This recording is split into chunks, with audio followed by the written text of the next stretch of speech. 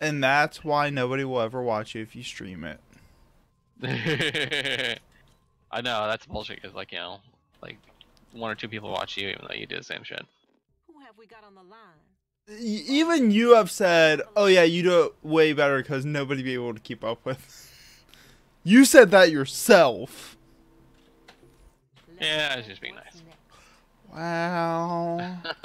You don't know how to be nice.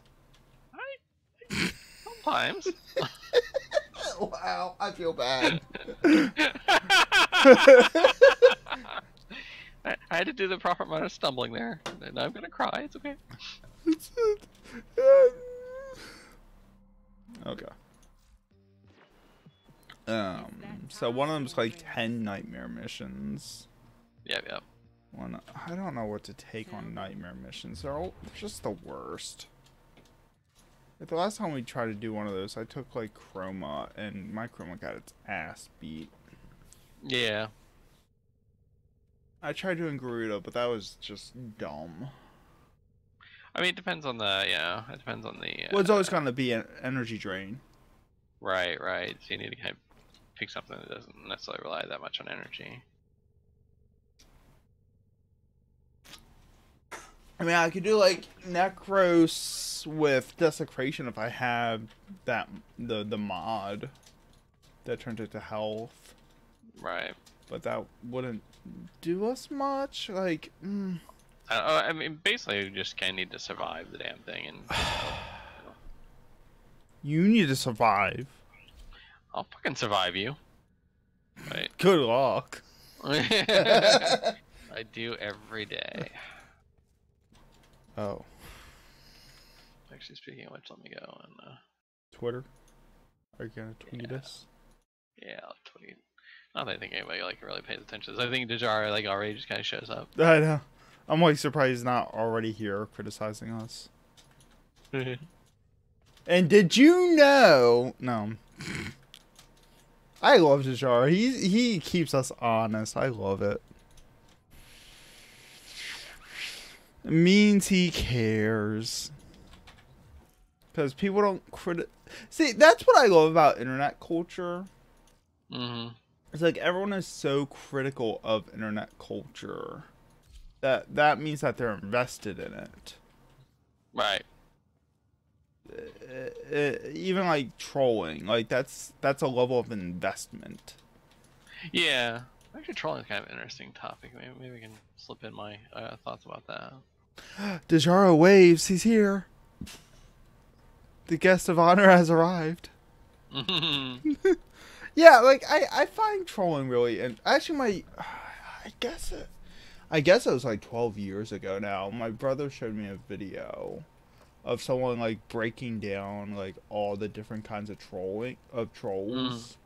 And it was like 13 major concepts. Like they actually like try to put like some level of like scientific spin on it. It was really interesting. Right.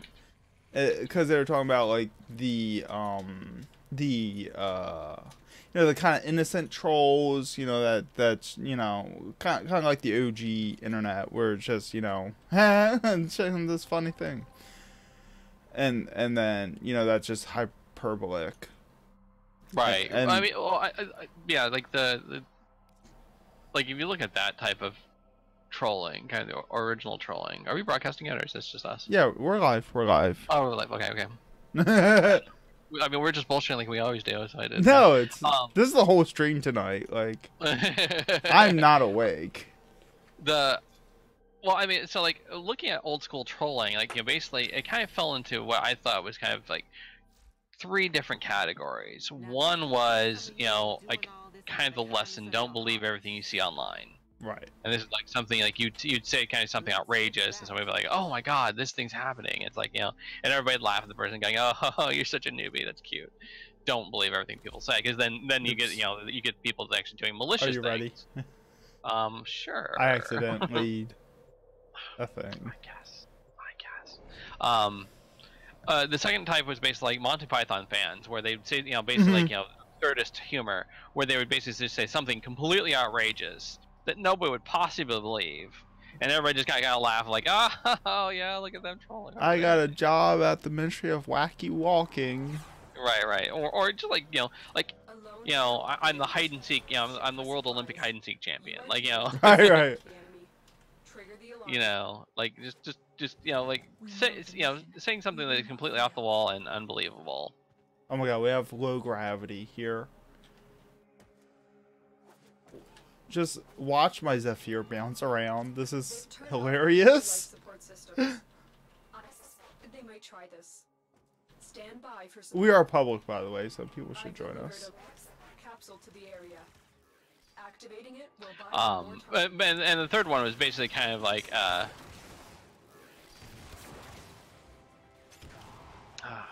my train of thought here. Basically kind of people that were basically were speaking in a hyperbole, Right. in order to get attention, because like the internet, everybody gets to speak equally. Right. And so the idea of being that in order to kind of get attention, you had to speak in a hyperbole. Ooh, ouch. Oh, don't do that. Oh shit. Oh shit.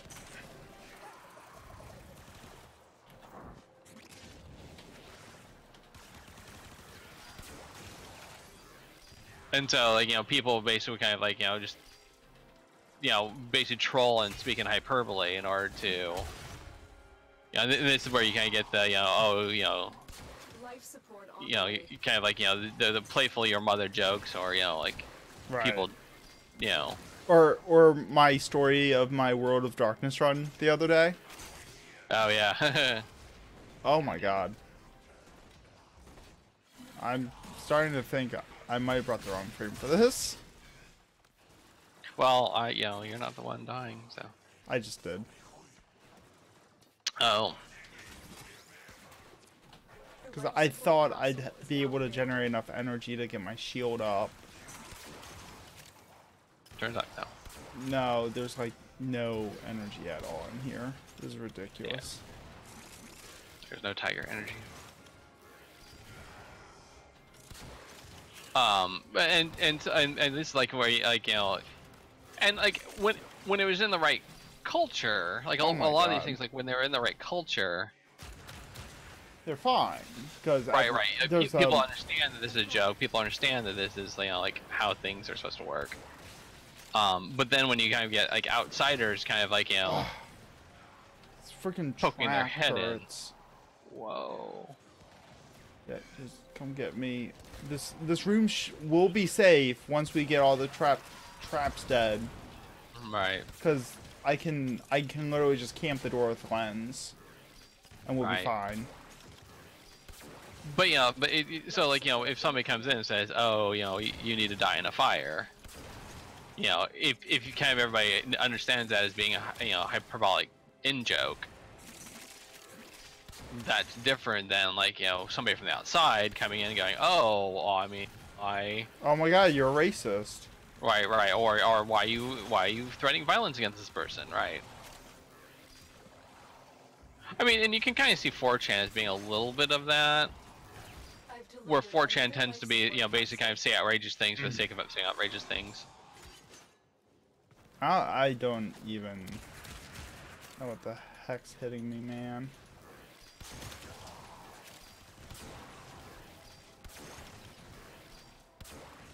Oh, we only need to survive 2 more minutes. Only 2 more minutes. How many times have we gone down yet? I think I'm down to 2.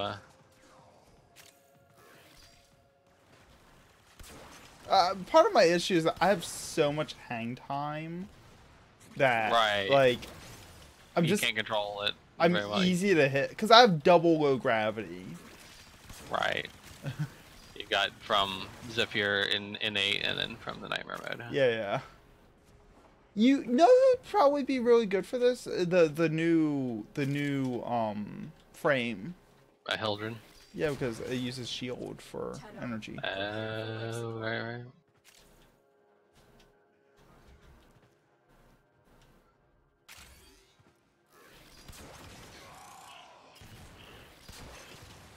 But yeah, and so like I think a lot of like what happened was like the culture kind of like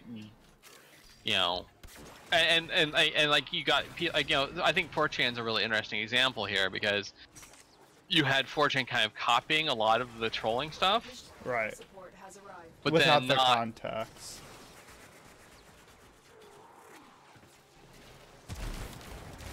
But then not, basically, some people kind of taking it earnestly, saying, "Oh, great! I'm gonna come here and be a racist fuck," I finally got my shield up. Congratulations. When you need Well, it makes me invincible, basically. Except for beam weapons, I think. I forget how turbulence works, to be honest. Yeah, I mean, that is like the one thing though, is that it went from people being like sardonic to Right. To people taking it earnest, and like, I'm not sure exactly like how many people started taking this thing in earnest. So, it's hard to tell, to be honest, because right. it's just we can extract now. Yes. Whee! It's hard to tell. It's hard to tell when someone's being, serious about it anymore because the water's been so muddied. Like the culture's been muddied. Well, and I think like especially like 4chan kind of takes delight in the fact that people are kind of taking their stupidity seriously. Right. Life support capsule I've is never now been on available. 4chan. I don't really want to. Things seem tough. Nora knows, but believe. Though it's To be only a honest, start, I barely go Right. on Reddit. this system a better Like at one point 4chan was kind of like an interesting place because like this is before like memes became kind of like a widespread thing. Right. And so like this was kind of like where you got your memes and whatnot, where people would kind of it was basically like a hotbed of creativity. We have to do But that then again. essentially it became too popular. Frankly, it became too popular, and then For its own good, yeah. right. Everything kind of went downhill from there. But yeah, I mean, I read recently, I guess, like some news site, tried to claim the guy that shot up the mosques in New Zealand, Right. gave the OK sign, which is supposedly like a big white, what they said was a big white power thing, because PewDiePie does it too. Right. And and somebody commented like, no, that's some stupid shit that 4chan started, as a troll, saying that okay, so, because who doesn't make the OK sign? So yeah, it's like, oh yeah, no, it's totally a white power sign.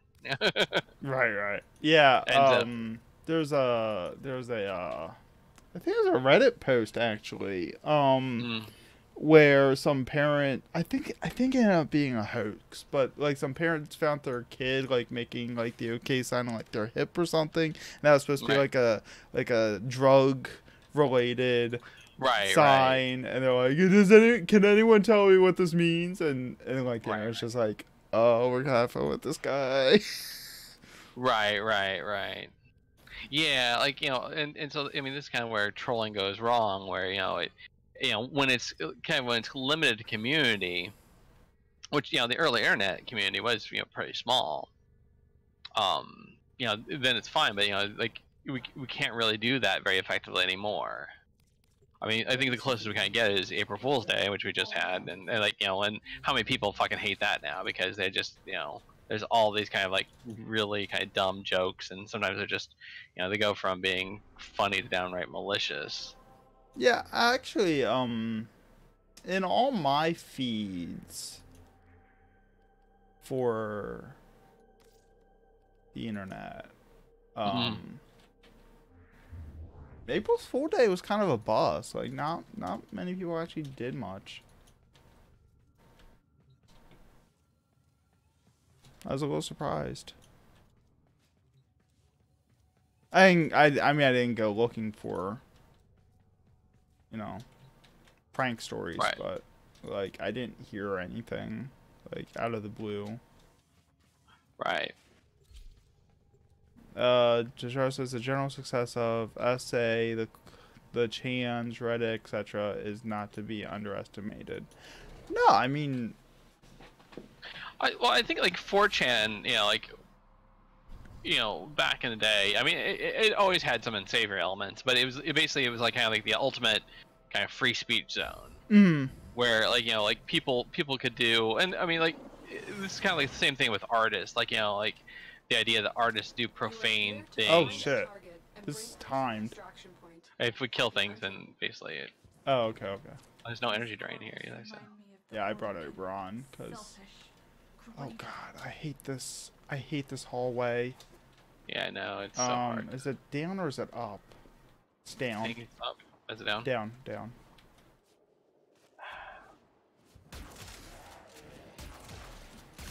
I mean, I don't have anything against Fortune. I just don't go there. Right. I mean, it is a hive of scum and villainy, but you know, it was a very much a free speech zone where, you know, anything kind of went, and this kind of worked in its favor. Target located. Bring them in. Because, you know, like it allowed for like a lot of unbound creativity. Like, you know, like the equivalent I would say is like, you know, was artist communities. Interrogate the captive back at base. Yeah. You lied to me. You're not dead. I was animation locked and being shot at. I thought I was gonna die. But you're not dead. Like, don't promise you're gonna be dead if you're not dead. Sorry, I was just gonna 4chan and I'll get stabbed by Pepe. By Pepe, that's fine. But yeah, I mean, like, but the kind of the point was that, you know, you know, again, like I said, kind of you look at artist communities and whatnot, and, you know, you have sometimes artists just make, you know, really profane things because they have the freedom to do so, and sometimes that kind of, you know, says insightful things, and sometimes it's just somebody being a fuckhead, you know, because hey, I can, you know, I can be profane, I can be obnoxious, I can be, you know, crude. Yeah, because the community allows it. Thinking about that, do you remember the movie Sausage Party? It's like the Seth Rogen animated. I have taste in movies. hey, sometimes you gotta watch the trash just to see it. Okay. Well, that gets you through the night. Okay, go. There's a lot of horror stories about like the production of that film, like the mistreated animators and all that. Right. But one of the stories that I heard about that movie is that they finished the movie and there's like 12 minutes that like in the script was just animators do what you want. So without any script, without any direction, the animators could just do whatever the hell they wanted. So you got 12 minutes of just food sex, of just food characters just having sex. Right. For 12 minutes, because that's, I guess, what the animators could think of to do. Right. I mean, that's kind of what you're talking about. Without, you know, any restrictions, right, you're gonna get some crude stuff out of, you know, the creative mind. But you know, kind of going with Sturgeon's law, where, you know, like 90% of everything is crap. Right. You know, like a lot of times that unbridled creativity is going to give you really terrible stuff. Every once in a while, you're going to get, you know, really interesting things. Yeah, it's a I don't want to appropriate the quote. It's from I think one of Bo Burnham's bits, where he explains how creativity does not mean quality.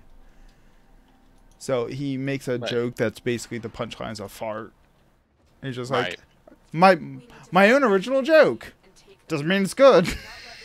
Right. And I like that one line just always kind of like, he's got a point.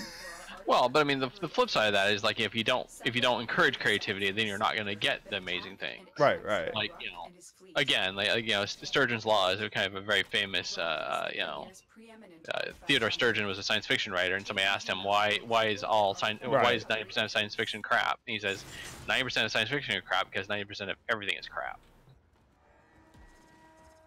And so, you know, like that's the thing. Like, you know, you kind of need to encourage creativity in order to get the good results.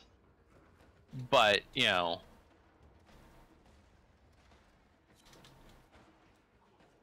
you know, like you can't just say, oh well, you know, like creativity doesn't mean it's gonna be good. Yeah, exactly. Like, you know, but that's why you have experimentation. Right. That's why, you know, that's why, you know, you have you let, you know, you kind of let people be creative, and you kind of you recognize that not everything's going to be great. Right. But you know, like sometimes you kind of do need, you know, you do kind of want to make sure that, you know, like things aren't things don't just go off the deep end, and you know, you know, are basically fortune levels of racism because, well, you can. I mean, you right. No, I just like every time, cause okay, so I have a fun story. Alright. Well, you know the story. Mm. I was doing a raid the other day. Oh. Yeah. Well, I mean, you talked about outrageous racism. Well, okay, I got a story. Story time, kids. What? And while I was doing this run, it came to my attention that everyone in the group was, all the healers were white mages. Yeah, I mean, the joke writes itself. Right. So I had the brilliant moment of going white mage power. Right. That joke was apparently only appreciated by me. Right. And so I was just like, oh, you can't make a race joke. I'm like, wait, when did this become a race thing? I'm just talking about the wonders of white mage. Right. What are you talking about, race? Yeah, it was always kind of like awkward when, you know, the abbreviation for black mage in Final Fantasy 14 is BLM.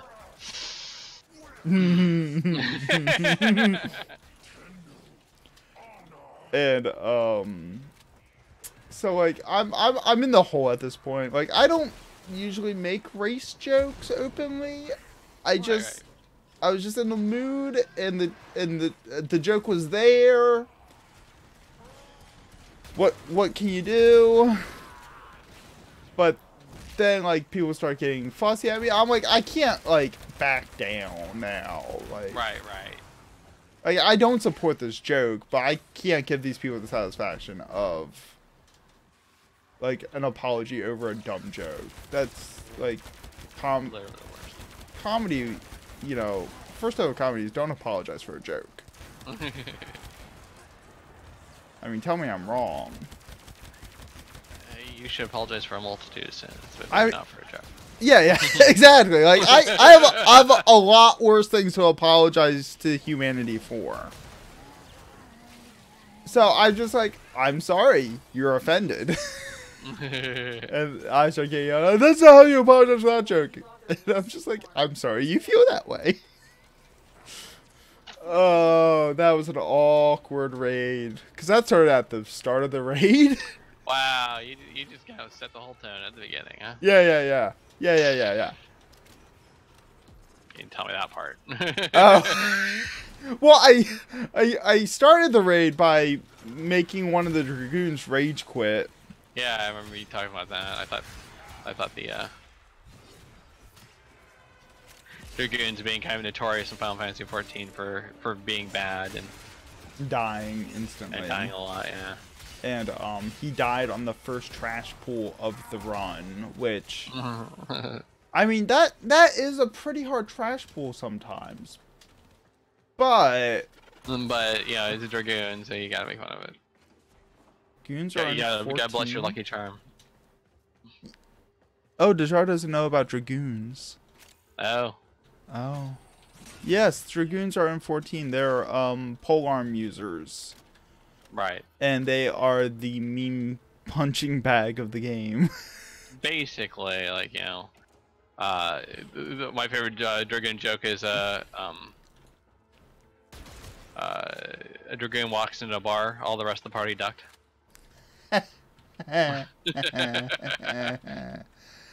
Yeah, like it's bad enough that even the development team makes fun of them.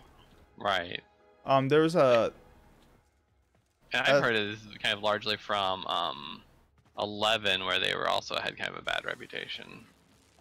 I don't remember that being The way in I've heard, 11. the way I heard it, and like you're the 11 player, I'm not. I'm just this kind of second hand. As I guess like dragoons kind of were a little underpowered because they had the pet, and the pet basically got outclassed pretty quickly. And so dragoons were always like a little bit behind the power curve because they couldn't really rely on the dragon very much, and so they basically basically they would die a lot in 11, and I kind of and it carried over a little bit because and in 14 it kind of like because they had a pretty bad animation lock at the beginning. Like that's what killed dragoons more times than not, is the animation lock in 11. Right. Actually, I gotta think about that because I'm pretty sure they had iframes when they were in their jumps. Right. Now that I think about it. I'm leaving the squad. I don't know what the heck that guy's signing up for. I gotta think about that because I think Dragoon got revamped. Like it got its numbers revamped several times. Right. So it might have been that way, like at the start of what expansion did Dragoon come out? I think it was Rise of the Zillart.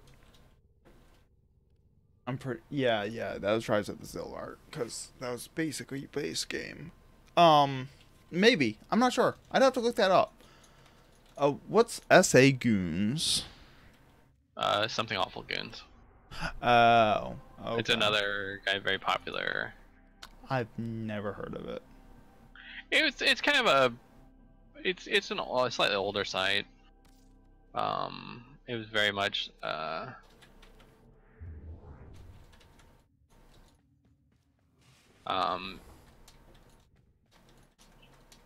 basically it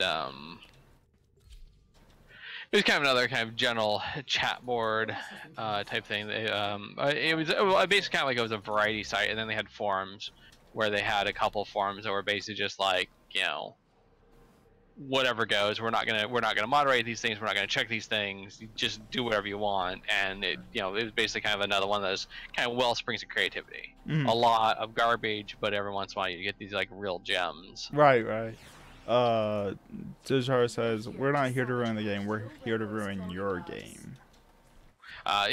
Something Awful also becomes, they also started joining games as like large groups. They're the Goon Fleet and Eve. You expect me to know Eve stuff. I'm trying to impress Dijar at this point. Dijar, I know my Eve Online stuff. Pandering. Luck. It's fine, I'll forgive you this time. But yeah, so basically, so they kind of came in and they kind of, because of the because of basically the forums, they formed a pretty tight community, and they've joined various games. And the most notorious one is basically EVE Online. I'm lost.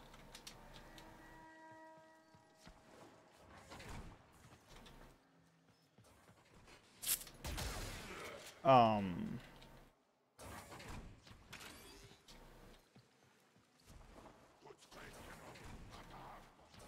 had a brain fart.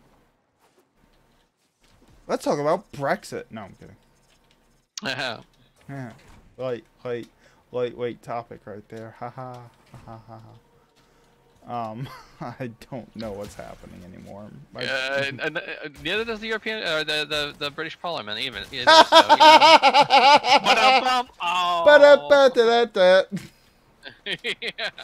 Oh my goodness. Man, vicious.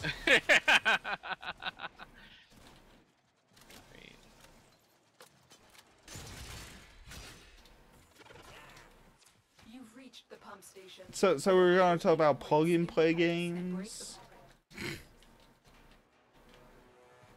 Yeah, I mean, well, you were talking about Google Stadia. Yeah. I thought it was I had just heard about it for the first time like the other day, and it sounded horrible the way that they were. Well, I mean, basically, it kind of comes on the heels of a lot of companies have tried to do the same thing. Right.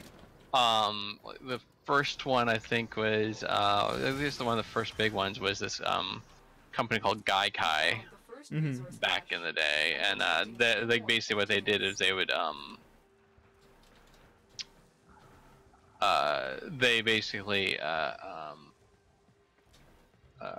they wanted to, essentially they wanted to do exactly what Stadia is doing. Like they had servers that would play the games and they would stream the games to you. The idea being that you could run very complex games on a potato computer. The disadvantage, of course, being that you had lag. Right, and that's what the article I was reading about. Right. Lag. Google has an advantage because they obviously have invested in. They have the best servers in the world. Oh, I mean, and it's geographically located. Like one of the big problems you run into is like the speed of light becomes a significant thing. As you go longer distances, and especially when you start talking about games where you need to have pixel perfect timing on things. Like having something, having significant input lag can basically become a problem. Right, like that's like freaking cause when I was thinking about it, I'm like, oh god, I can't imagine like playing Dark Souls. Right. Where like you can twitch and ruin your day. Right.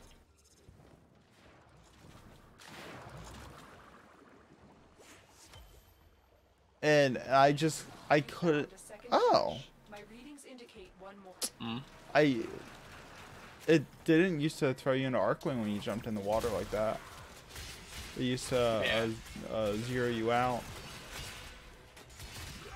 Neat. Anyways.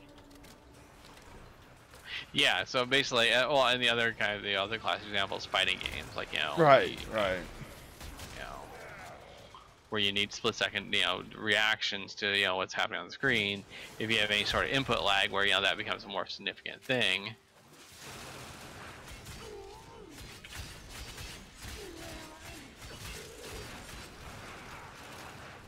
And I can just imagine like somebody playing like an E-League. Like, could you imagine like people trying to do E-League that way? Because right. I mean, obviously the thing here is this is not going to be something where your timing is going to be required. There's only certain types of games. Right. They're really going to benefit from this type of thing. And originally it was kind of like it was supposed to be kind of a, like I said, the idea being that if you had a computer that could basically display as movies essentially. Right. The most basic of graphic processing. Right. Why did I choose to hack this? God damn it. I don't know. Oh my god. You are nearing one of Tildrabor's newest planets. Make sure it never sees the surface.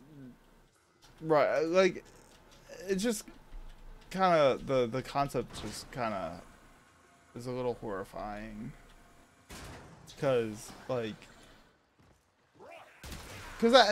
it's just because we've been moving forward towards digital only gaming. I mean, this is where the things get kind of really complicated because all of a sudden we're talking about the nature of The beast is dead. Your work is done. You start talking about the nature of who owns a game, Mm-hmm. because they were talking about one of the things they talk about with Stadia is it kind of being like the Netflix of game, Right. where where Netflix is great, but when you Netflix is great, because hey, you can just like watch a movie if you're not gonna watch a movie over and over. But you don't own it. Anything Right, exactly. And kind of worse too is like what happens if you're watching a series on Netflix and then Netflix loses access to it. Right. Or your subscription runs out and you're on like a planned schedule and you lapse for a couple months. But that's where I am right now with Netflix. Like, I'm not sure if I'm gonna resub because they keep increasing the price. Right. It's just like, it's like up to like $16 now. Yeah. A month. Like that.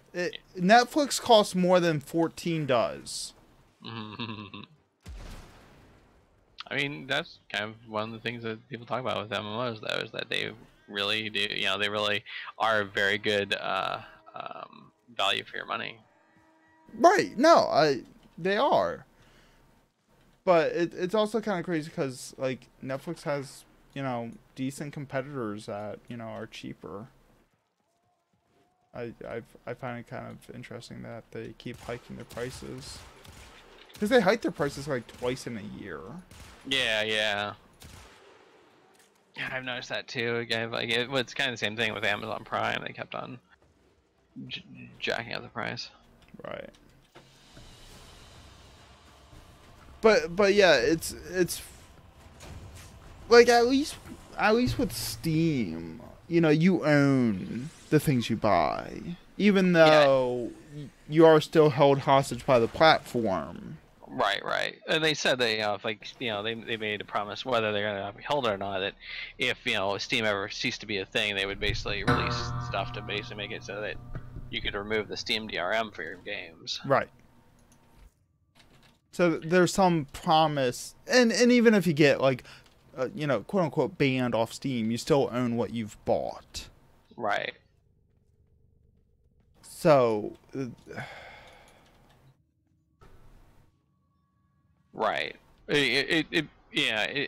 like there's kind of that subtle distinction between digital ownership and license rentals. Right, exactly. And so that's kind of the troublesome. And like one of the problems we run into with games, something that's kind of near and dear to my heart is basically like game archiving. Like if games are only available on streaming services, this is kind of the same problem we ran into with like early online games where like they were only available on proprietary services. Nobody really kind of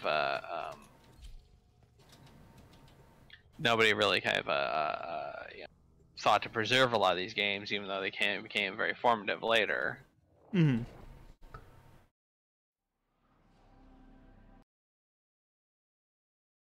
Oh, what am I being tagged about? Oh my god.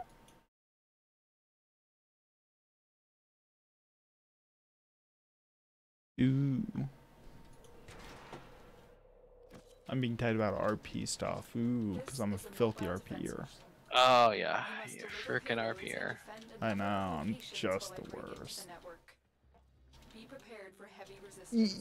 One thing I will say about Netflix. I love the concept of their interactive material. Yeah. Because like that's like the ultimate bridging between video games and movies is creating interactive experiences in movies. Right. And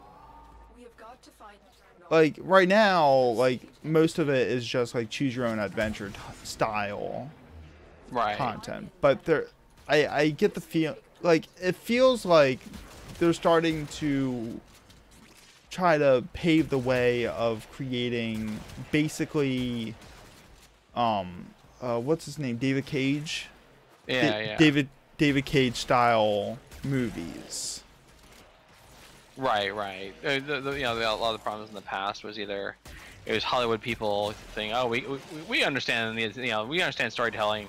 Stand back, kids. We'll take care of this." Hollywood is terrible with storytelling. Right. Well, I mean, I wouldn't. They make a lot of money being terrible. Let's put it that way, huh? And so they basically their attitude was kind of like, well, we know we're a big billion-dollar industry. Stand back, kids. You know, Right. let the adults work. And it was like, well, no. And this is where we got like, you know, the full motion video games of the 90s and stuff like that, where. But the flip side then is you also have like, you know, game developers, and you know, we say enough nice things about Final Fantasy 14. I'm gonna bag on them a bit. Where you know, like you have game developers who think that, you know, like stopping in the game and making you watch cutscenes is like, you know, storytelling. You know, like that's literally the worst part of like Final Fantasy 14 if you want to play an alt. Right. Is working up, you know, it's like, oh, I have to go do this, you know, main scenario quest, which I've done, you know, at least once already. As you do more alts, you know, and you know, to kind of add insult to injury a bit, they're like, oh, you can pay us for the, you know, the privilege of skipping this stuff. Oh my god. Yeah, and I did that with one character. Yeah. It was god awful. It was the worst decision I ever made. Right, because like, you know, your first class kind of like becomes a lot easier to do, you know, to level up because you get all that nice experience from the MSQ. Yeah, if you do the story skip without buying the level boost, you are making hell for yourself. Right. It took me like 3 additional days to get out of it than what would have taken me to just do the MSQ. Mm-hmm. I know, because I've leveled 5 characters all the way. Like, I know my pace and rhythm for doing it, and it usually takes me about 3 days to get from 1 to 50, which is the hell grind. Right. And when I did it with the story skip character, it took me 5 days. So I actually added more time to my effort. Right. But you at least didn't have to click through a bunch of cutscenes. Oh my god. Mm. Nora is just beside herself with admiration.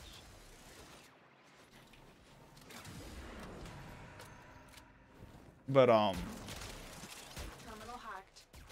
Keep moving. I actually for a game that kind of is a better movie than it is a game. Mm-hmm. That I've watched some videos of recently was Dragon Slayer. The arcade. Oh, the 80s Laserdisc arcade game? Yeah. Yeah. And that, yeah, that's kind of again, that's kind of the Hollywood, you know, Hollywood trying to do games thing.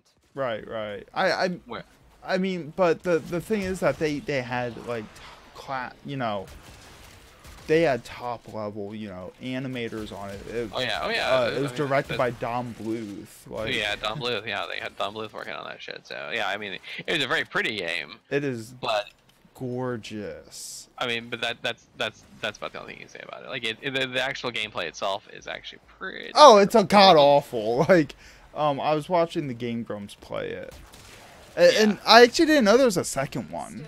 Yeah. Continue to defend. Warp in Time or Time Warp or whatever. Time Warp, yeah, Dragon Slayer Time Warp, yeah. And like,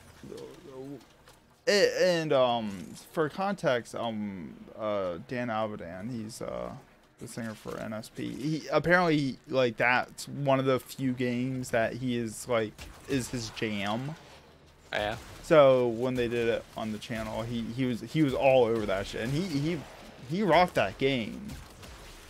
But eventually they got to the point where like, oh shit, we can just watch it in the options. Let's do that. Right. Yeah, I mean, I mean, that was kind of the idea, though, is it was supposed to be this, you know, very kind of cinematic experience, lush animation, and, you know, but it was a video game. I remember, like, you know, it was a big thing at the time because, like, there's nothing like it. There's nothing like it. Like, yeah, like, you know, arcade games back in the day were a quarter, and this is like, you know, but like almost every place that had, you know, Dragon Slayer, like, you know, charge at least 50 cents for it, like twice as much. And you know, it was especially terrible because you oh, it is such of a gotcha game. Yes, exactly. And so like you'd basically kind of just get fucking creamed. mercilessly creamed. Like there's no Right. there's no mercy in that game. Right. And like when I was younger, like I hated the game because Wings was like, let's see, I could go play another game, 2 other games I'm actually good at, or I can throw 2 quarters of this game and like get killed in like 5 minutes. My parents, looking at me going, oh. Yeah, the only time I've ever actually soaked money in an arcade was playing Time Crisis 3. And that's just because it's actually Sal and I. We went to like Six Flags in middle school, and we just hang out in the arcade with our friends the entire time. And we found Time Crisis 3, and we're just like, hey, let's check this out because it is a 2-player co-op game. And we're like, yeah, hey, that looks neat. Let's try it. And then we just got like so invested in it. I think we soaked like $10 into the game. Yeah, I did that with a couple games. I did that with there's the old arcade game Gauntlet, which you basically you had life points that slowly drained. Blue Wizard needs food badly. Exactly. So. The Star Wars sit-down cabinet ate many of my quarters, says Dejaro. Oh yes. Oh yes. The old wireframe game. Was that the TIE Fighter game? Yeah, it was you were in an X-wing, fighting TIE fighters, but it was an old vector-based game, so it was everything was wireframes. Oh yeah, Pod Racing did that with me too. Yeah, the other game that I spent a whole lot of money on like that was this game called I'm thinking Smash TV, but there's a sequel to it. It's basically there's this kind of game called twin joystick shooters. Where you use one joystick to move and the other joystick to fire, so you can basically fire in any direction while you're moving in any other direction. But there was one that was basically kind of like a macho combat type game, like just over the top silliness. I'll look it up now because I'm gonna. Me too. There's an exterminate. It's time to. Whenever you're ready. Total Carnage. Total Carnage. That sounds familiar, actually. Yeah, that was another kind of arcade game. It's basically a twin stick shooter. And it was yeah, it was basically just like it was like it's kind of like again, this is like the early '90s that it came out, and it was kind of making fun of like a little bit of the like the U.S. going invading different Middle Eastern countries. And so you're like have this big you played 2 big beefy guys who were like going through different deserty locations and blowing these up, but like you basically you could die quick in some areas, but like a friend of mine and I, when we were in high school, basically went and played the game. Like we basically we had the last period free. So we snuck out of the mall and basically we just played that game. Like one time we just both brought like $5. Oh my goodness. And then we just fed quarters into it. Turns out there's a bunch of secrets to it. It's very funny because now I look at the game and you have things like game facts and whatnot. Right. But But found out that there was like this whole, because they had this big thing about going to the Pleasure Dome. Oh. Yeah, I mean, and it was like it's an arcade game, so it wasn't that risque, but like Right. they kind of hinted at it, and I guess like you had to do like certain things in order to unlock that as an option.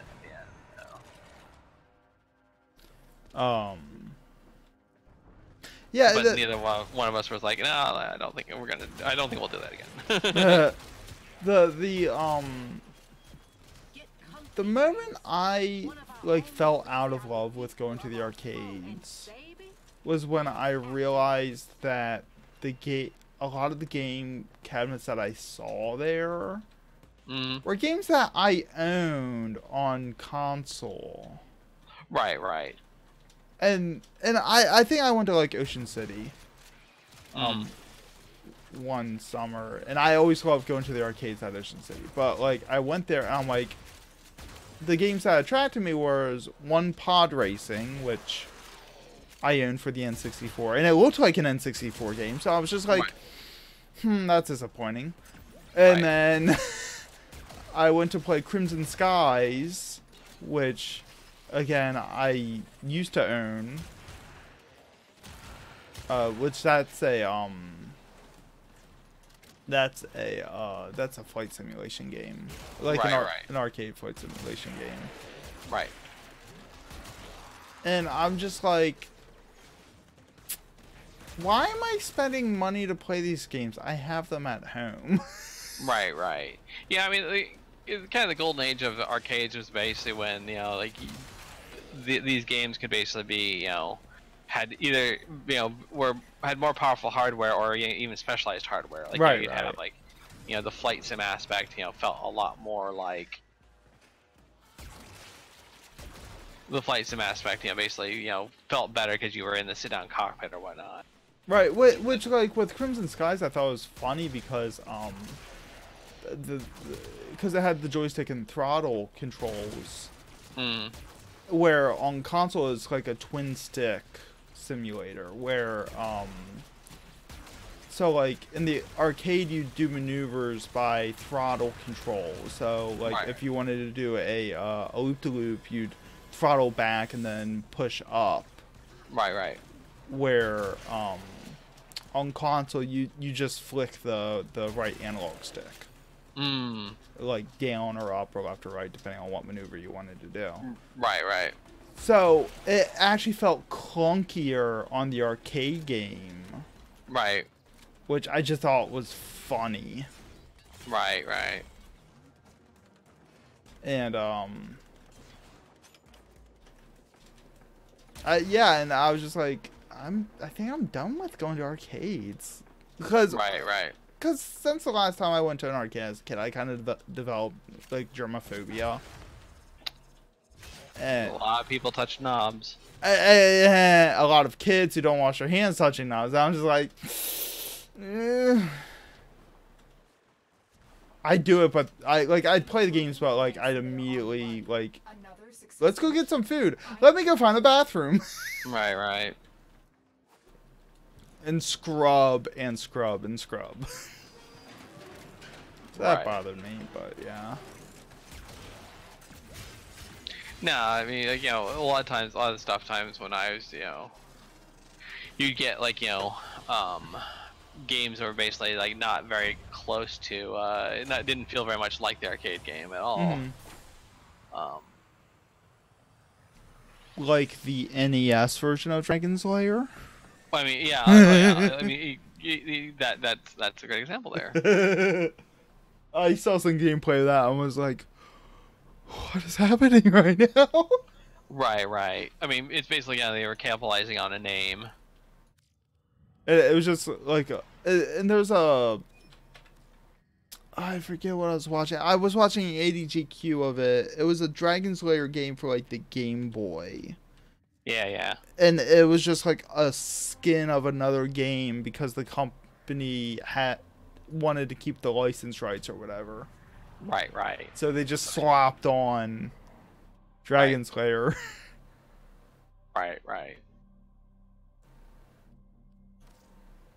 Yeah, a lot of times you get licensed games like that, but like, yeah, the Atari 2600 is like there's a lot of games like that where you know, because of their technical constraints or, you know, even just kind of like, you know, restraints on, you know, how much the company's willing to invest in it. Like, you know, if you look at the Atari 2600 version of Pac-Man, it's kind of, you know, universally seen as kind of a terrible game.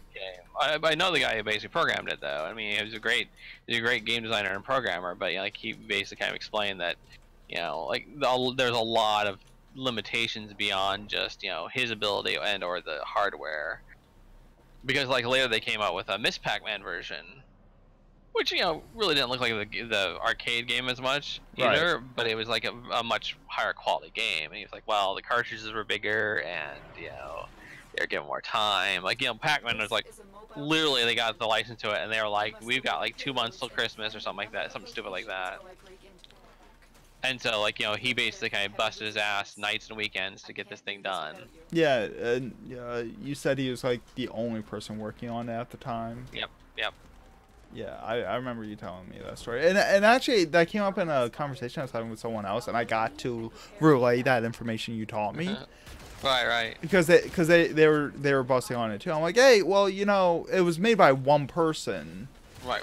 And they're like, really? I'm like, yeah. Like, and I got to tell them that story, and I got to feel special for being able to be the Did You Know gaming guy for. Right.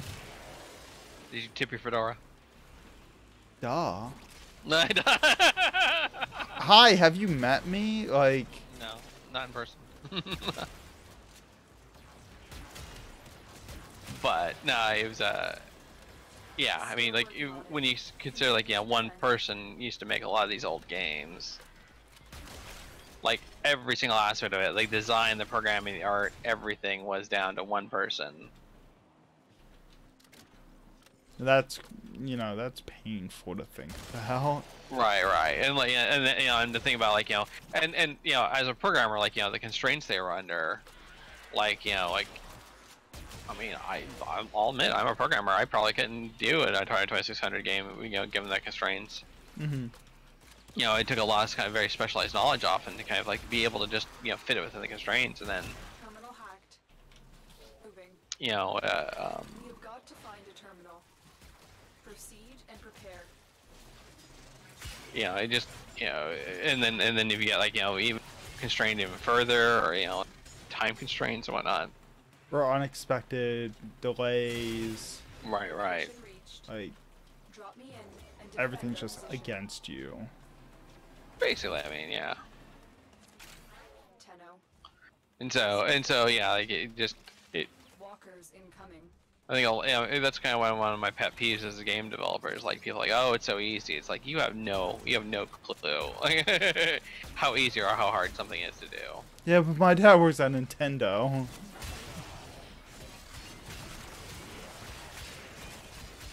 Actually, there's a really kind of really messed up a text adventure game called it's like a choose your own adventure like text game called My Uncle Works at Nintendo. Oh yeah. Yeah, one of the YouTubers did a playthrough of it. It is a very, very interesting story based game that kind of like goes into meta. Oh yeah. Yeah. Basically, I mean, skip to this point of the stream if you don't want spoilers. Spoiler alert. But basically, it's the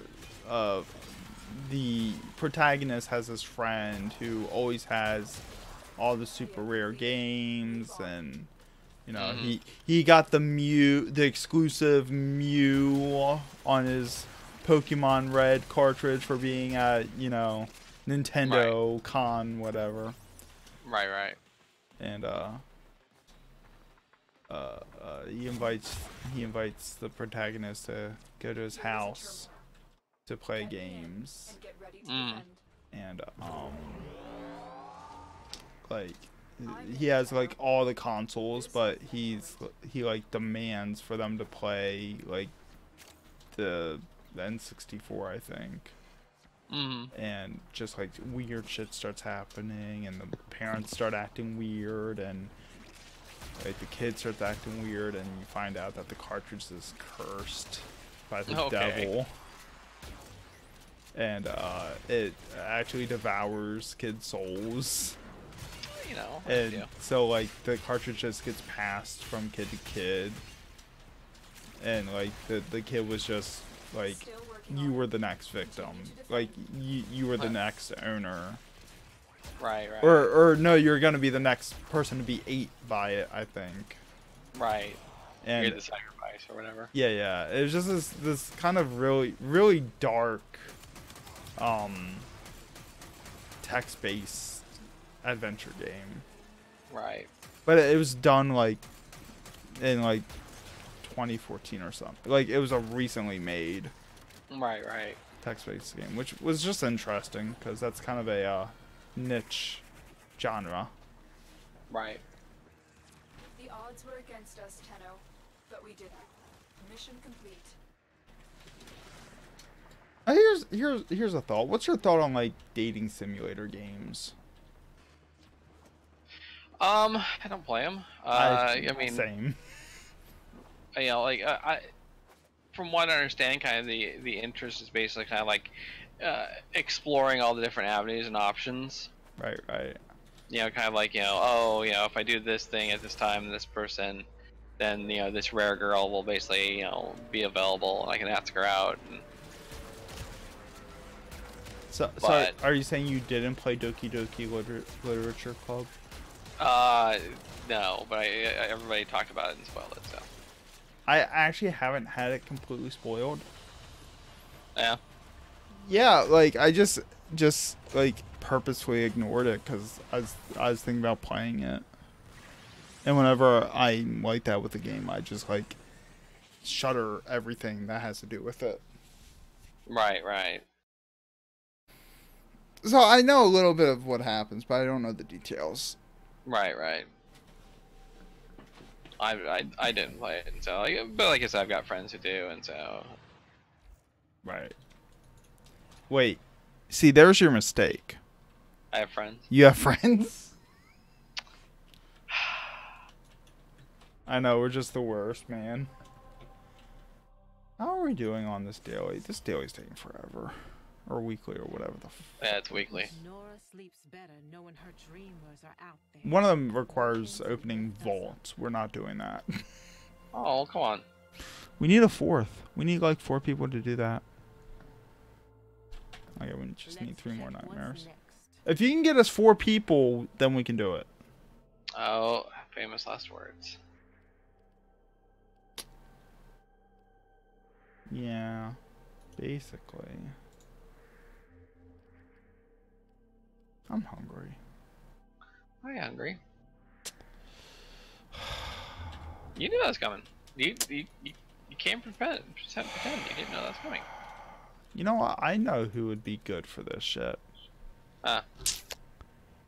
Inaros. Yeah. Yeah, let me get a load up for Inaros made real fast. Sure. I don't think I screwed him up.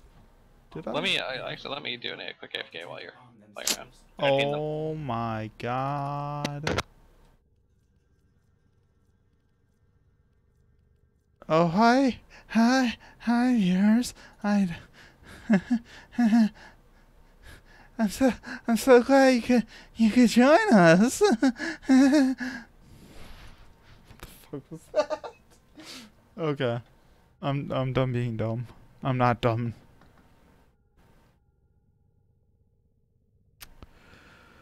Oh my goodness.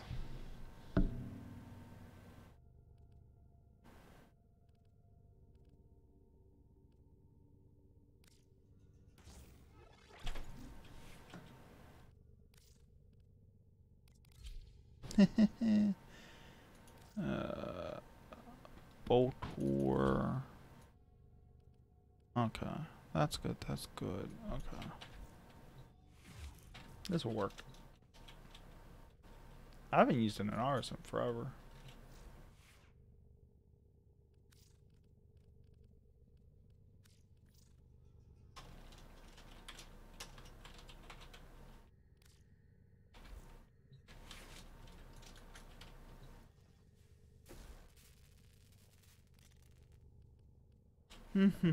What do I have to build?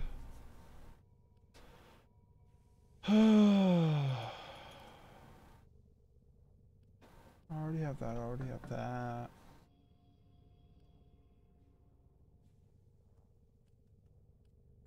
Operator, the system needs you. Will you begin another mission? The system needs me. I must go. My people need me.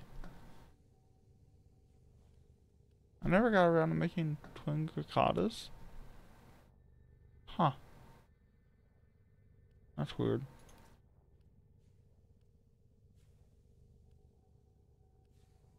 I need to build a Voltor for the voltage.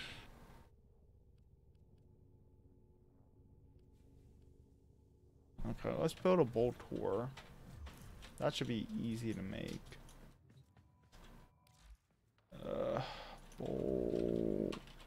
tour. Purchase blueprint. Yeah, that's super easy to make. Okay.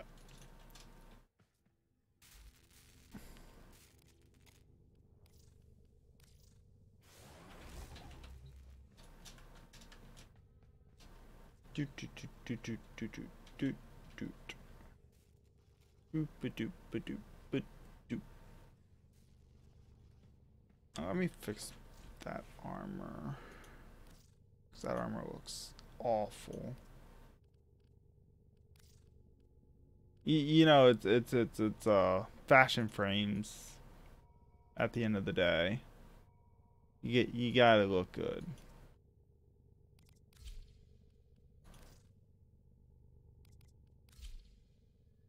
Red Bull gives you wings.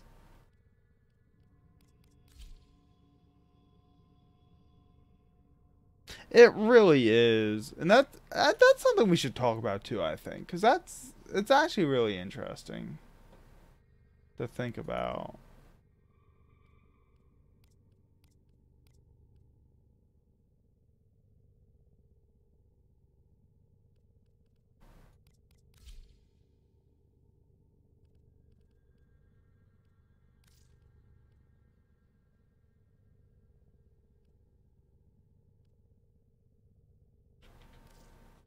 Maybe that's something we can talk about in the future.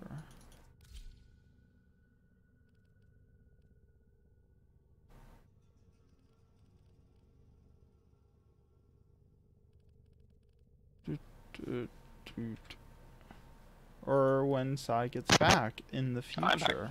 Hi. I heard that creepy voice you were doing as I was walking away. This is why you don't have friends.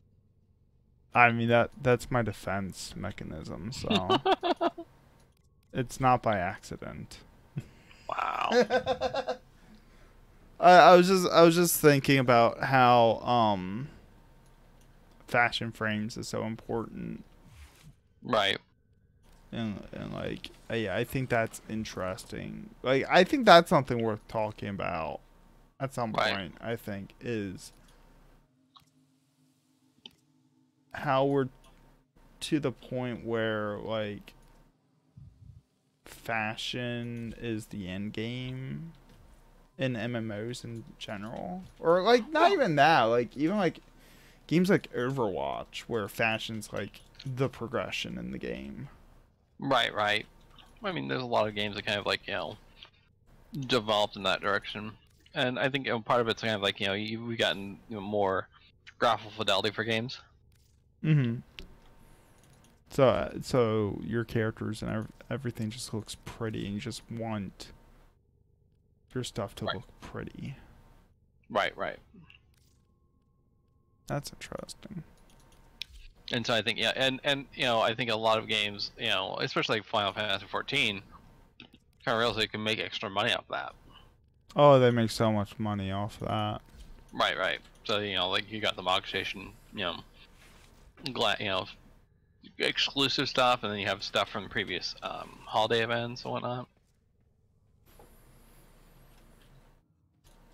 Okay, so the next thing that we're gonna do is a hijack, I think. That's why I wanted to grab Benaros. Yep. Once I find it again. Hijack, energy drain, all that fun stuff. But Benaros, I won't have issues. I shouldn't have issues.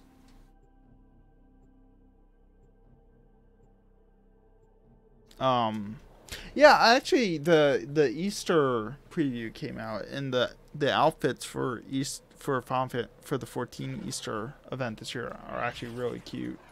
Yeah, I saw those. Those actually look nice. Your target today is I'm sure they look terrible on Rogadin though. So everything looks terrible on Rogadin. What are you talking about? yeah, that's the problem. That's the sad part. Once the Corpus realized what we were trying to do, Yeah, just imagine what it's gonna be like on Rothgar. Well, somebody's complaining like, oh, the Rothgar are just basically Rogadin bodies.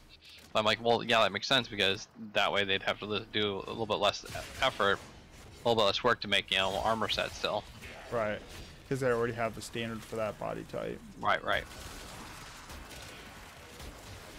they get away with doing minor variations or basic identical. So it makes sense for them to kind of reuse a body type like that. Oh, but I want original. Right. I want them to add unique races that will increase the amount of effort they have to put into every single thing they ever add to the game ever again. The rover is active. Yeah, like the one thing that I kind of explained to people at one point was that because in data mining like character files or model files, people noticed that everything was standardized to the human model, the humans. Right. And I'm just like, that's probably because they standardized everything to that model and then made the minor variations for everything else. Because what is an elf but just a tall human? Right. You know, and like Mikote, I mean, that's simple. Right. So few models actually take like the tail and stuff into consideration. Right. Like it doesn't even matter. I think the only thing that they had issues with was squishing gear sets for like Olafel and stretching for Rogadin. Right. But like elves, Mikote, and humans are the gear fits almost identically in all raw. Keep going. Right. That rover's contents will be a huge boost to our cause. Yeah, I was just explaining. Yeah, that way they can get 3 of the 5 races done in one swoop, in one pass. Right. And someone I was talking to was just like super butt hurt about that because they're like, oh, but it should be, original. I'm like, okay, you want them to spend an additional 20 hours just to on every piece of gear? Right. Man, probably longer than that, really. I was being generous because I don't know the actual times.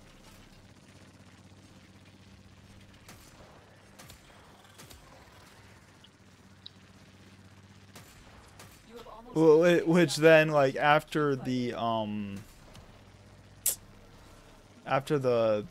Paris fan fest, where we actually got to meet the art designer, for 14, I don't want her to have to.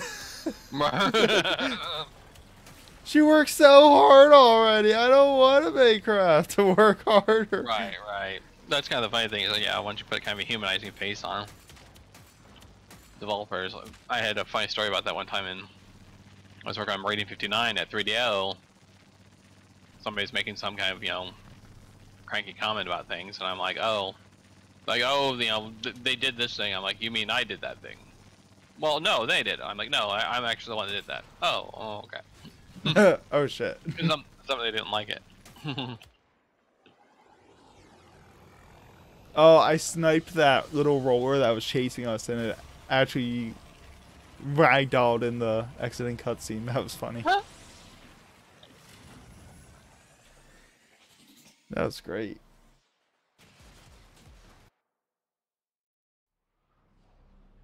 Right. That's so funny. Like, then they got to backpedal because they're probably like, you're a fan. Right. Well, I mean, to some extent, but yeah. Indirectly, you're a fan by coincidence. Right. I mean, they enjoy the game, so. But yeah, it just, once you humanize, the people. Once you humanize the developers, people kind of change a lot of their opinions about things. Because it's easy to yell at the man behind the curtain. Right. If we want to go out. The mysterious them, but when it's like, oh, you, oh, okay. Right, exactly.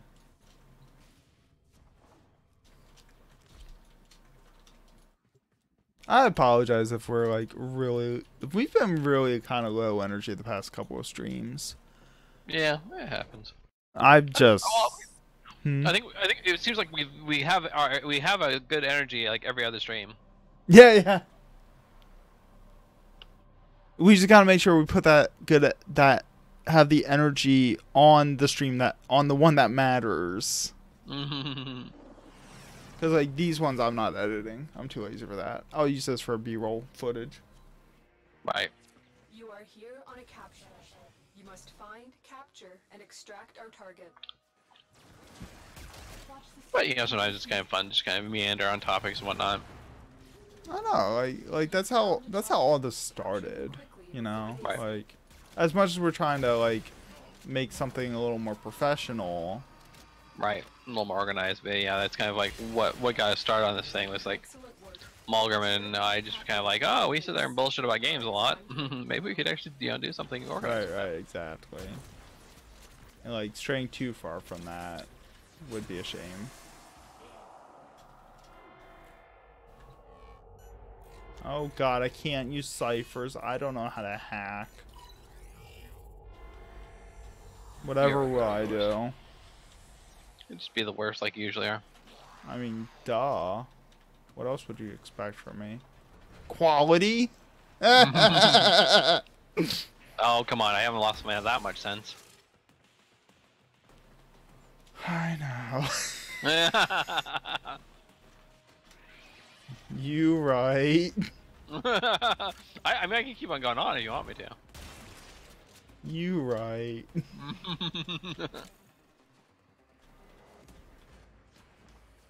But yeah, I think that so I was looking up some information about Stadia, and I guess BioWare is in a little bit of trouble. Oh really? Yeah, I guess the Anthem. I guess there's a lot of it looks like Polygon did a big expose about kind of the working conditions toward the end of it, which, not too surprising, weren't that great. You know, for a game that was kind of like, you know, let people say, you know, it's kind of rushed on. I mean, the interesting thing is like, you know, this kind of changes this kind of shows the change that BioWare went through. Mm-hmm. Because BioWare used to be one of the kind of the premium places, they like Blizzard and whatnot, you know, it's done when it's done. Right. But now, you know, essentially now, you know, EA is basically kind of tightening the screws on BioWare.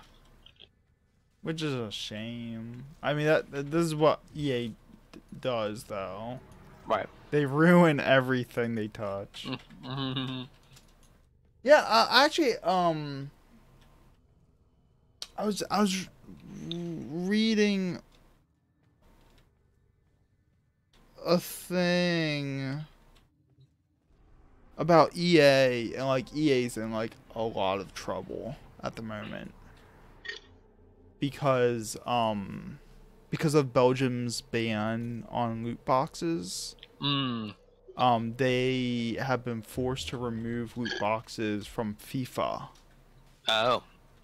Which was one of their, you know, right, massive incomes. Right. So, and EA's just like lying about how much it affects them. In an investor, I think in an investor call, right. They were just like, this will have no impact on our bottom line.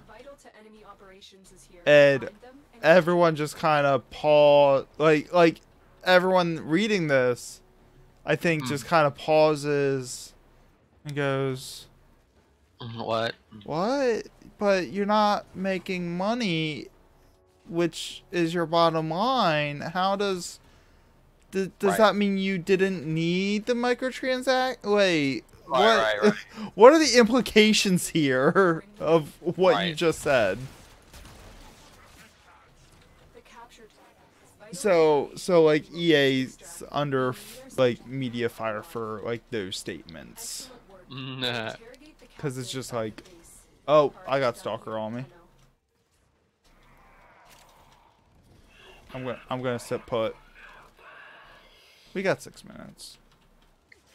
Yeah, well, we get more time as we kill things. So. Yeah. It's very generous on the time too.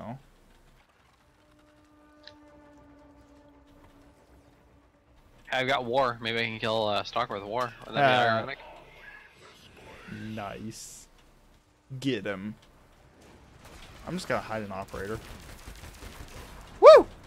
Nah, nah, nah. Oh. Oh, look, Dread. Oh boy. Ooh, so rare.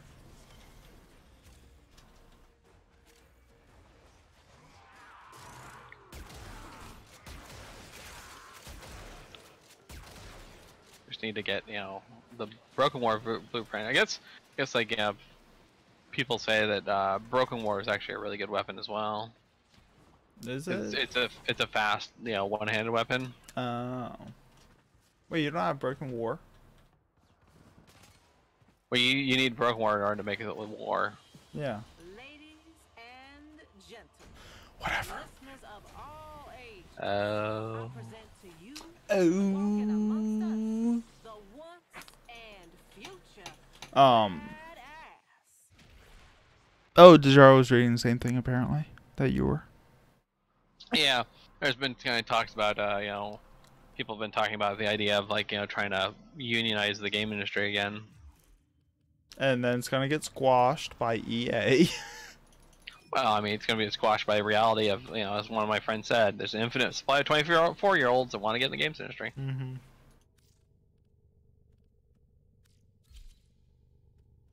I was actually just reading about some other industry trying to unionize. I can't remember what it was though. Oh, WWE wrestlers. Oh, yeah.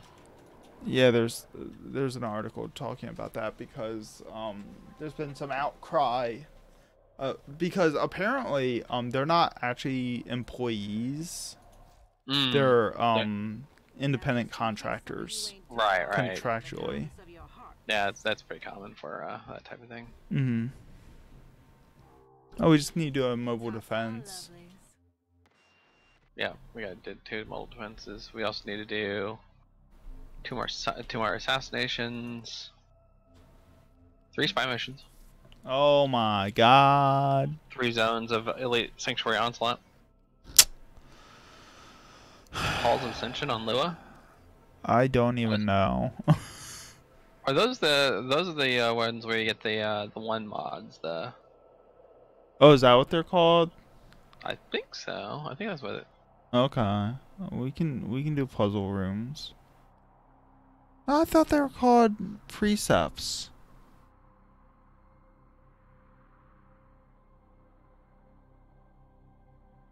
I don't. Okay. We can try one, see if it works.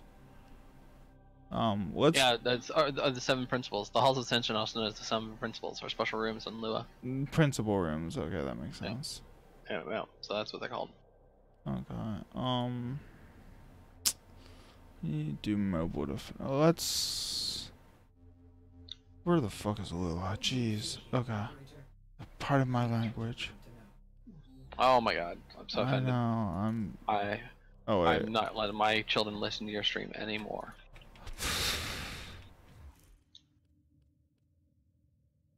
All I have to say is, you with children.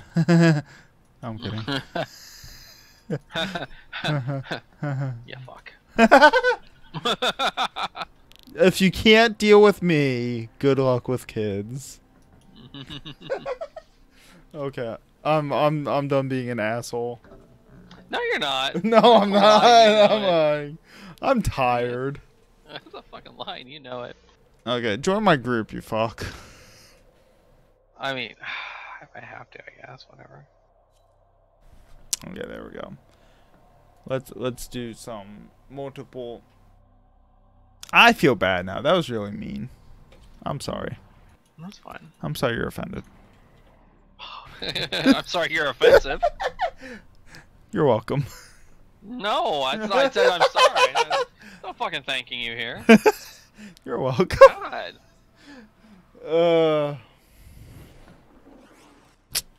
This is a mobile defense. That's what I should have done in that World of Darkness. Just be like, you're welcome for giving you something to rally against. Right, there you go. I can't do Glad everybody could hate me. To band together to hate me. Yeah. I'm proud to be your antagonist for this run. Right.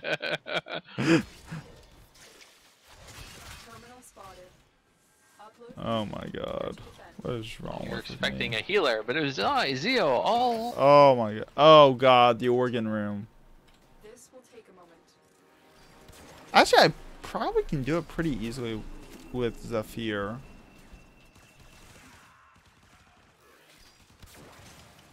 Those oculists are scanning for targets.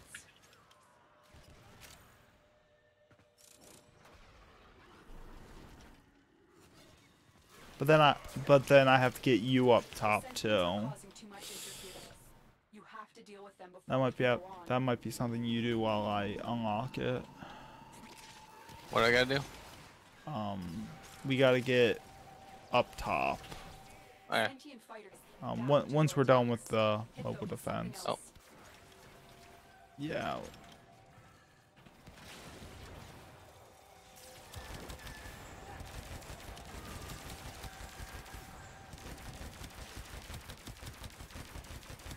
Yeah, they die super easy to operator damage. Yeah. Oh, there's still one left. Shit. Or to lens, that works too. They're all gone. Apparently. We can resume our mission. I'm detecting a large security force heading your way. It's the There's some Premier. trick to getting up here. Or... Like the way you get up there is Working on it. Continue to defend. wait a second. What? Hold on. Where is the okay. I mean, unless you want to try doing the organ jumping.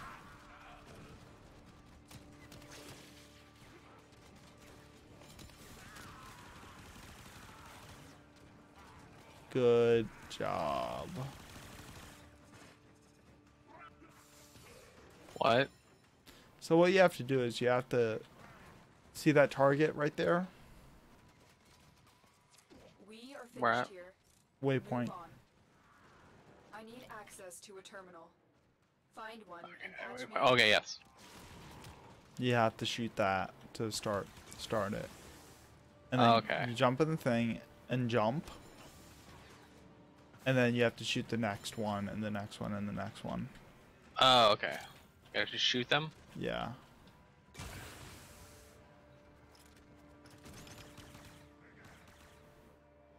While you're in the air. It's a parkour challenge.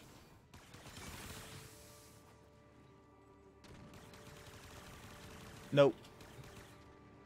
You gotta jump in the air. And then that one. Okay, I don't see. Where's the next? Do you keep hitting the same? The next one's Target? there. No, it changes every time. Oh. Does you have to look for the flashy one and keep on going? Yep. Gotcha.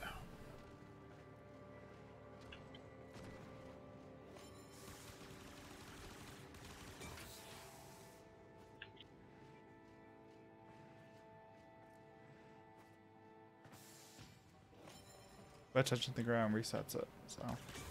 Gotcha. Eventually it gets to the point where I can't see them from the ground. Mm. So like only the jumper can hit them.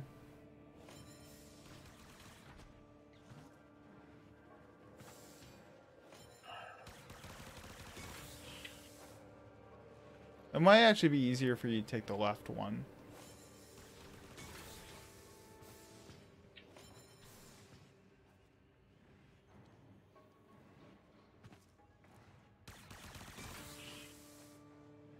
Common gold right here, folks.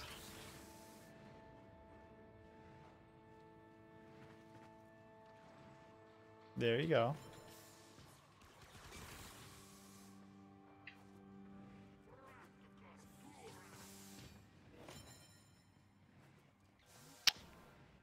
And this is our stream. We will counter. I will say that this game probably has like one of the best parkour systems I've seen in a game though. Even though this is a very janky puzzle. Yeah. I mean, I can do it if you want me to. Go for it. Okay. See if it counts for me. Yeah, it will. I just won't get the mod at the top. No, you will. You just gotta get there.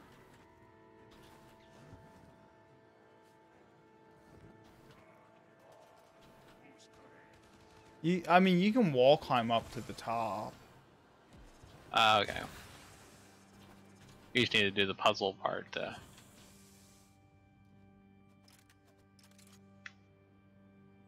Yeah, if you want to get up here.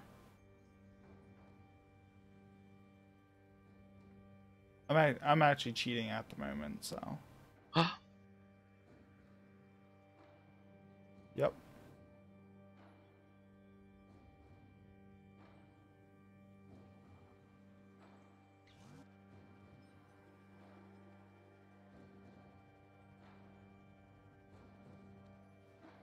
There you go. Okay.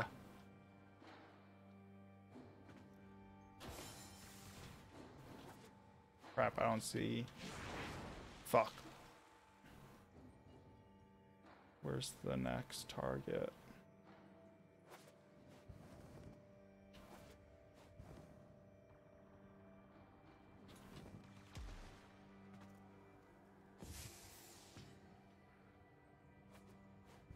I fucked up.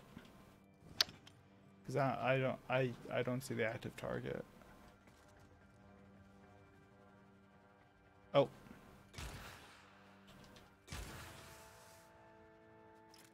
Okay. And then it'll be one of these top ones. Oh. There it is.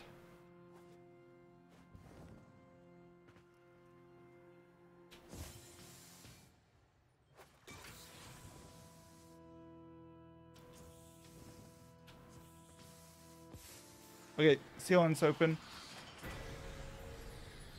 Just jump in one of the tubes and it'll shoot you up. Okay.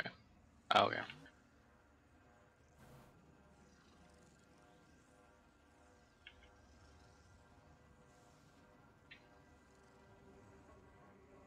You might have to take like the top tube. Yeah. That.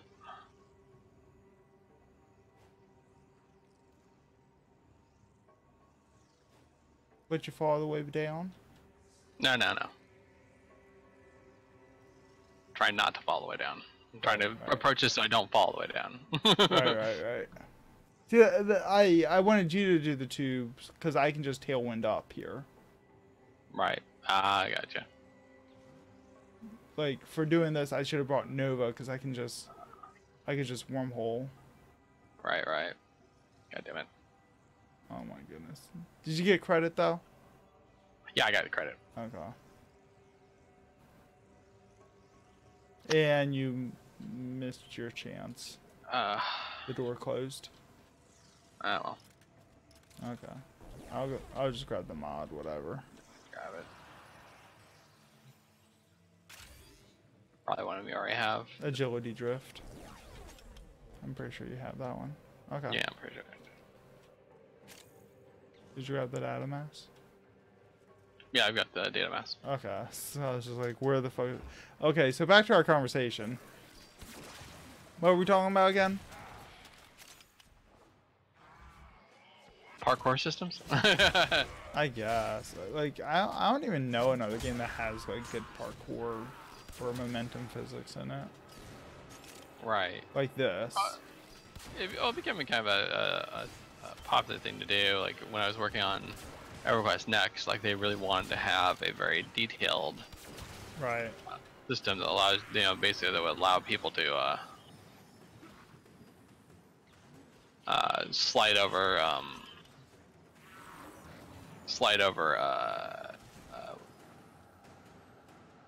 what do you call it? Like, bumps in the terrain, easily. I guess like Assassin's Creed and like Ubisoft games started doing that. Now that I think about it. Location reached. Like I think what do they call it? They call it contextual movement, I think. Or contextual terrain interactions. So like your character's feet would know when you're going up an incline and would react accordingly Right, right. and stuff like that. This is a surprisingly hard thing to do because Because you have to have like edge detection and oh, we're in another room. yeah, so I forget how this one works. yeah, I think you have to stand in the middle. You have to stand in the middle and that's just it. You just have to stand in the middle and absorb the damage, I think. Right, right. As well as you can kind of mitigate it somewhat. And you have to fill up this water to pier. Right, right. So let's actually protect the point. You might want to heal it. Oh, where is it? Terminal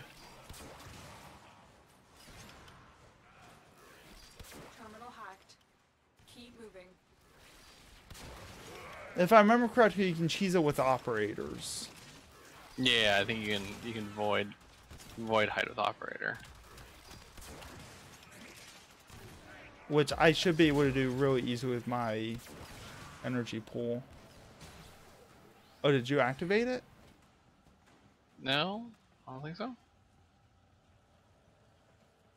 It just deactivated, so it must have been triggered. Oh, Well, so much for that. rip us. Good job. Yeah, you know.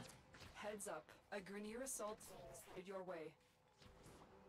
There's usually like 2 or 3 of them in a run, so. Mm. I mean, it's RNG-ish, but. Right, right. You're guaranteed 1, but you can have up to 4, I think. If I remember correctly. That's why we have to do more mobile defenses and assassinations anyway, so. Right, right. It's fine. He's fine. It's fine. I'm not mad!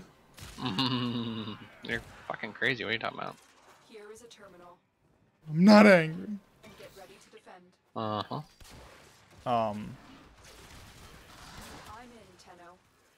This will take a moment.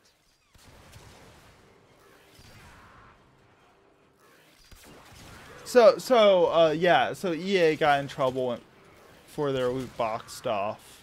Right, right. And to appease Belgium, they removed loot boxes. I think it might have just been in that regions version of the game. I don't remember. Yeah, well, I mean, the problem with that, of course, is that, like,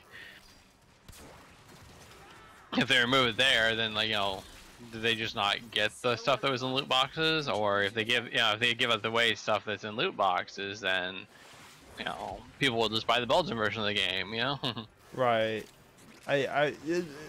There was a press release where they announced that everything would be obtainable through in-game efforts. Right. And they were suspending their premium currency for that.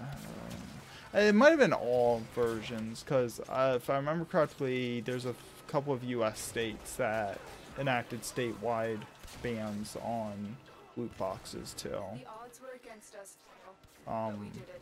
I remember, I think it's Hawaii and Arizona, if I remember correctly. Right. Which, I still think it's so interesting that they did these bans because they equate them to being gambling. Right. When I still think that argument of if loot boxes are gambling or not, still, like, everyone's having, like, these micro conversations about it, but there's no standardizing voice on the matter. Yeah, it tends to be kind of like a lot of, like, kind of, scaremongering. Right, right. Oh my god, kids will get this, and then they'll be brainwashed, and then they'll be, they'll turn into problem gamblers. The old ESRB argument. Right. Actually, in a vaguely related, I mean, it's not strictly game related, but, it's kind of interesting. I was hearing on the news yesterday, talking about Facebook basically petitioning the government to start regulating social networks, which is really interesting, kind of for 2 reasons. kind of like the news story was talking about how essentially Facebook might think that online regulation of online social spaces is kind of like inevitable. Mm-hmm. So they thought they'd kind of like get out in front of it and kind of say, okay, well, if you want to limit, if you want to regulate social spaces, here's what we think is a good start for things. Kind of throw themselves out as the martyr. Kind of. I mean, basically, well, kind of there's two ideas here. One, if they can shape the regulation, if they can kind of In like, their favor. Right, let's go in this direction. And the other thing too is like, if it puts up barriers toward, someone doing to Facebook what Facebook did to like Mindspace, for example. Mm-hmm. That's potentially in their favor. Basically a lot of times regulation. Yeah, kind of the infamous example here is like you look at like taxis and whatnot, or even hairdressers. Like a lot of times people for a while there it was kind of popular for people to kind of start like a little hair braiding company salons in their house. Right. But that ran afoul of some of the regulation boards. Right. Oculists, if they scan you, sentient fighters. And then Uber comes out. Yeah, with and bypasses all the regulation boards. Right. I need to read into like how they managed to like get around that. A lot of it was basically just kind of like I think part of it because like they always kind of specified they were ride sharing apps, like so the idea being like this is like you taking a friend somewhere and they throw $20 at you for gas or whatever. Right. They're all gone. We can resume our mission. And so it's kind of like it's like I think they position it as kind of a glorified version of that. Well, we're just matching up people who would want to give people rides. Right. Well, people who need rides. We're not a dispatch service. Right. We're totally a dispatch service. Well, and like Uber, as far as I understand it, kind of started out as a kind of I forget what company, but like it basically was like some company basically like essentially had a private fleet of cars. Mm-hmm. And they were like, but like they were only using it for part of the day, and they're like, well, what can we do with the other rest of the day? Right. And so, I just highest migrated. What? Oh, you went to the exit. No. No. No, I'm still at the. Oh no, Warframe's crashing. Oh no. Oh no, actually, I guess Warframe's not crashing. It gave me the not responding thing. So. Just rejoin the game. It's fine. How'd I do that? Friends list. Friends list, join session. Yeah. Of course, Zuck wants regulations. The best way to lock out competition. Yeah, exactly. Right. That's what I was saying. Oh, I can't join you because the objective has been completed. Okay, I'm just gonna abort. Wow. We'll restart. It's fine.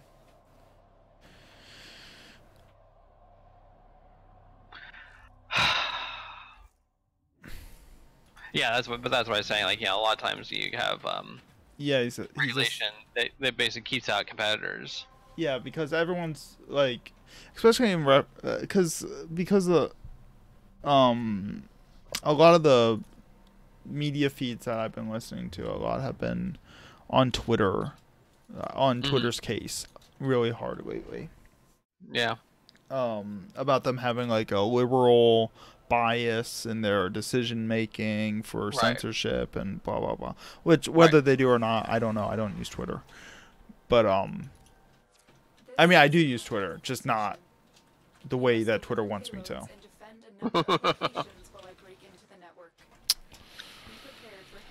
Anyways, and like everyone's calling for Twitter to be under government regulation. because everyone says that like Twitter, Facebook, insert social media site here are all essential communication devices for Right. day-to-day life, and they should be regulated as such. And Oh, we got another fucking. yeah, I have Nova this time though. Did you get the data mass? Oh my god. No, I thought you got the G3. We have a G3 invasion. Oh. Why do you have to piss off the assassins? I think it was all the assassinations that were just Why did I piss off all the assassins? Because I am the one who assassinates.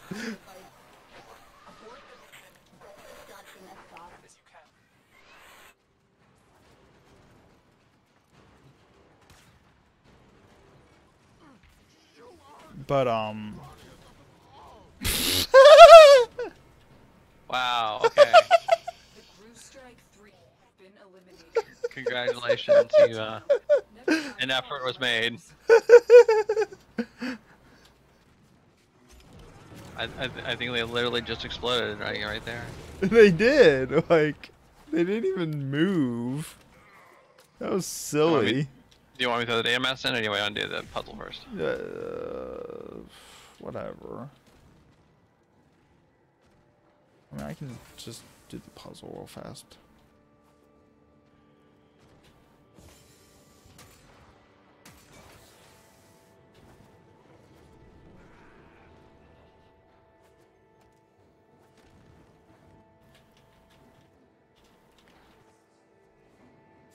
Crap.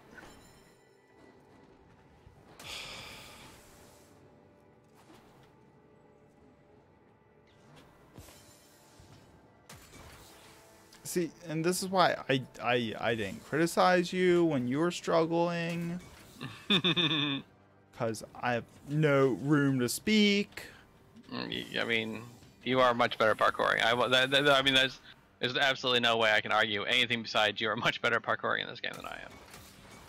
That's just practice. I have a few years on you.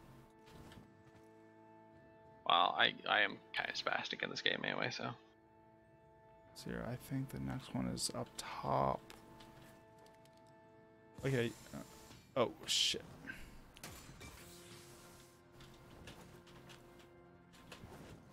Woo!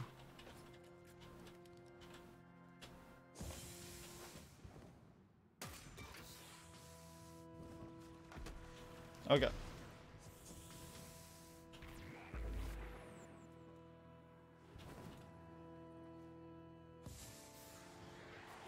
Okay. Wormhole's up. Where at? At the top.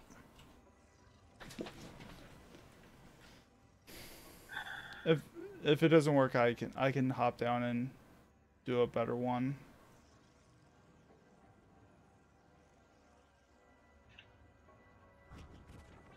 Ah.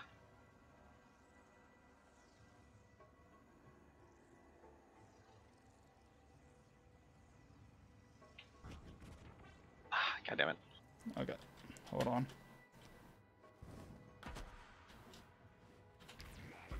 Here.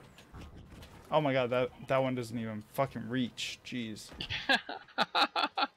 Okay, can you just bullet jump onto the pipe and go up? That way. I mean, this was my problem last time. I couldn't quite get into the pipe. Yeah, my issue with my worm. I'm just.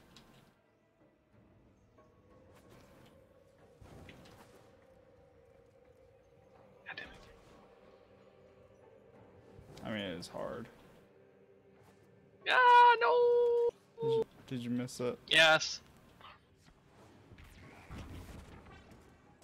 Yeah, try that wormhole. It will take you right to the wall.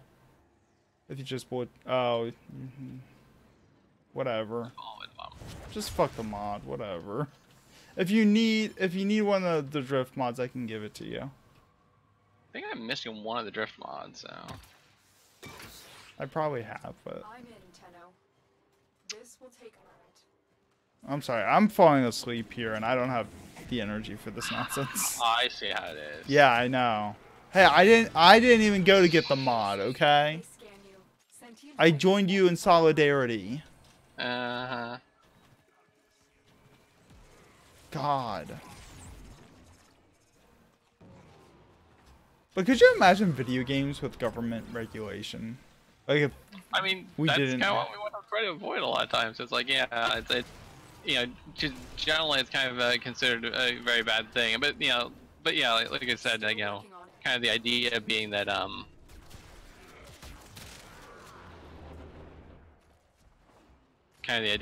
you know, like Zuckerberg, you know, and Facebook wants to kind of get out in front of that. eliminate all Because You they, know, set laws that are basically beneficial to them and, you know, potentially harmful to competitors. because they've established themselves that they're Right. irreplaceable in a sense. sentient fighters can adapt to your Well, I mean, Right. not really, but they're trying to make it that way. Right.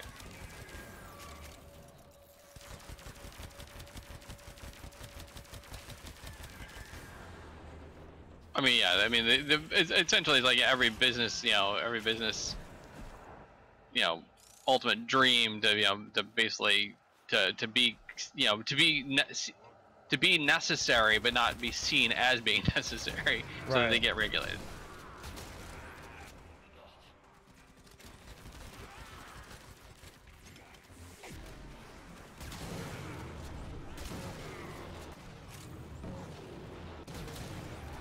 terminal hacked. Keep moving. Like, could you imagine EA under any kind of regulation like that? That would be, I think, horrifying and interesting at the same time. Right. Because all the scandals that we hear of them, you know, it would be like the most scandalous gaming company to exist. Like EA, Ubisoft, and let's say Activision. Right.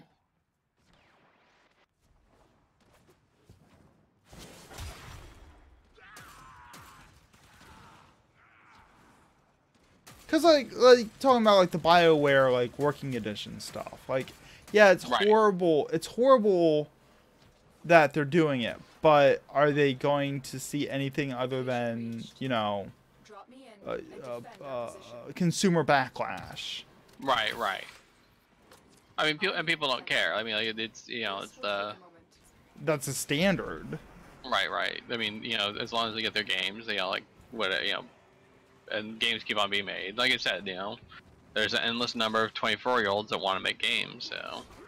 So like in that sense, a little bit of regulation, you know, may not hurt for that one particular issue.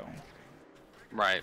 But the consequences of having that regulation on top of everything else. Right. I mean, once the nose is in the door, you know, once the horse's nose is, you know, outside the door, then Working on it. Continue to that's defend. that tends to be kind of the general worry. Is like, well, okay, maybe there's some benefit over here, but we don't want any of that because we don't want any regulation whatsoever, ideally.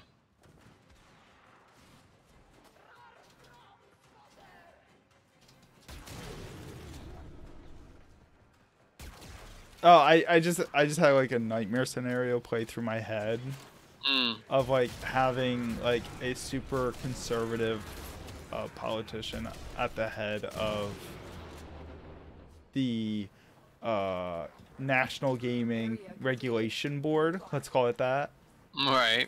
and like banning super violent games, banning games that promote atheism or secular Right. beliefs. You like just going down that rabbit hole. I'm just like, oh god, like rip Halo.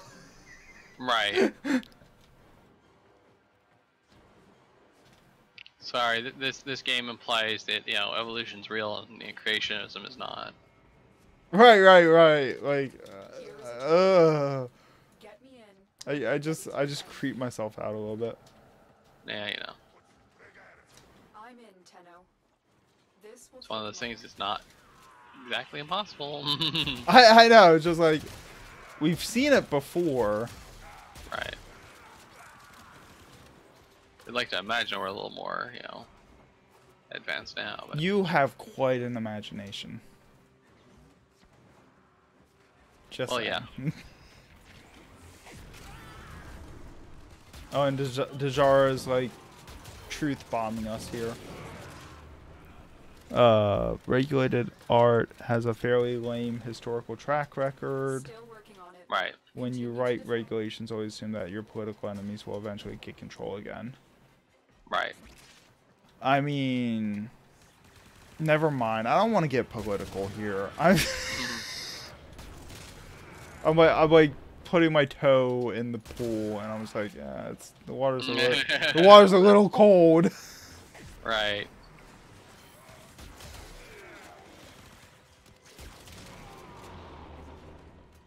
I mean, look at like how the FCC is happening. Right. Right. Like, what a mess. Tenno, but we did it. Right.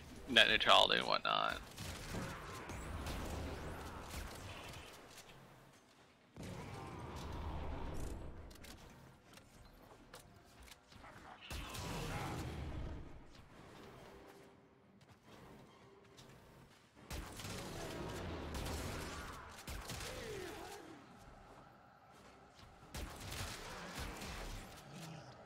Okay, we just need like one more principal room, right?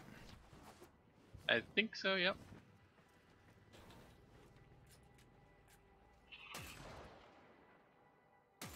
That's actually a running segment on the Game Grumps too. Is I don't want to get political, but Is what matters.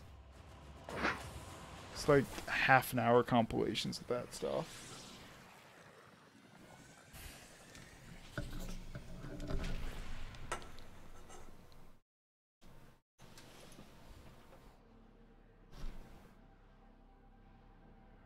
No, I'm being pinged. Why am I being pinged?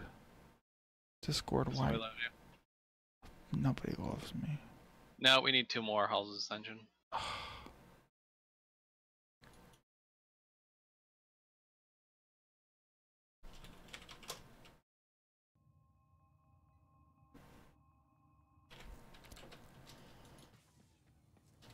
Okay. 2 more. I guess we'll do 2 more. Fuck. What was the mod you just got? Together, operator. Agility drift. Cut down the. And make the Lotus proud.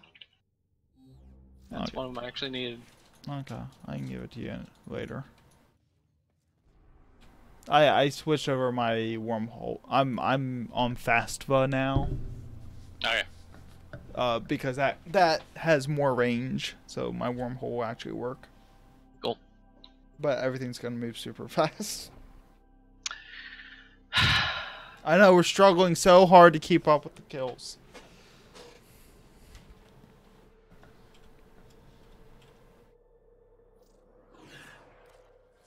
Jara's asking about safe harbor provisions. I think the problem is that the basically not every jurisdiction kind of believes in that. Be prepared for heavy resistance. And I think there's been some pushback against safe harbor.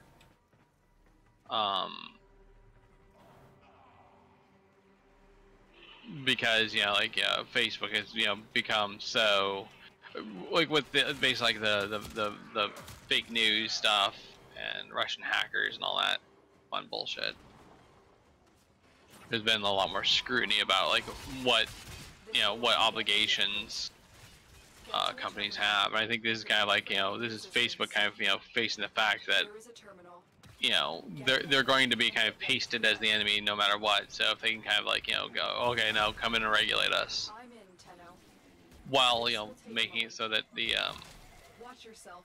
Grineer while making on it the so way. that they can potentially edge out competitors, well then all the better. Those oculists are scanning for targets.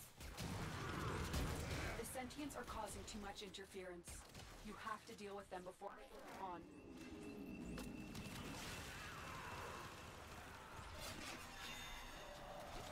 I don't know safe harbor laws. What? Talking about like safe harbor laws and all that stuff. I mean, Yeah. I'm just like I read up on it one time for something I was doing, but I don't remember. I don't remember all that stuff anymore. So I mean, the basic long and short of it is like, you know, if you have a site, if you know, basically like, it's basically like, you know, the phone company cannot be held liable for someone calling up and threatening the president. Right, right. It's kind of that same idea. Like Facebook cannot be held liable for, you know, for somebody posting, you know, hate speech on it. Right, and They're seen as a common carrier, like the, you know, phone company. Well, the safe harbor is kind of like, you know, it was basically kind of like a special kind of like, well, they're not quite a utility like the phone company, right. but they're, you know, you know, they need kind of some kind of same protections as that. So. Oh, that's right. I was reading up about it because of the EU the stuff that the European Union's doing. Oh, yeah, the Amendment 13 or whatnot. Yeah. Yeah. Article 13, which is Article 17 now. Oh. But yeah, it went through some revisions and they changed the number. Right. But because they were trying to remove safe harbor protections for Right. content aggregation sites like YouTube. Right. Kind of the idea well, I mean, the idea being that, you know, companies like, you know, Google through YouTube and whatnot make a lot of money off of people uploading videos they don't own. Right. And like, yeah, I got this friend that basically play. You know, he's a game programmer, but he also plays in a band. Oh, this is a principal room. Is it? Yeah, let me orient myself real fast. Sure. Oh, is this the didn't one do where you that. have to? Yeah, let me just figure out which end of the room. Okay. Oh, okay. I can do this super fast with my wormhole.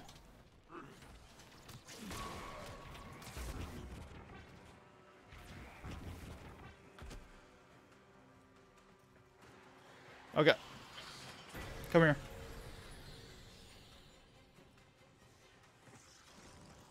Yay! Yay. I can fall. That's easy. Stealth drift.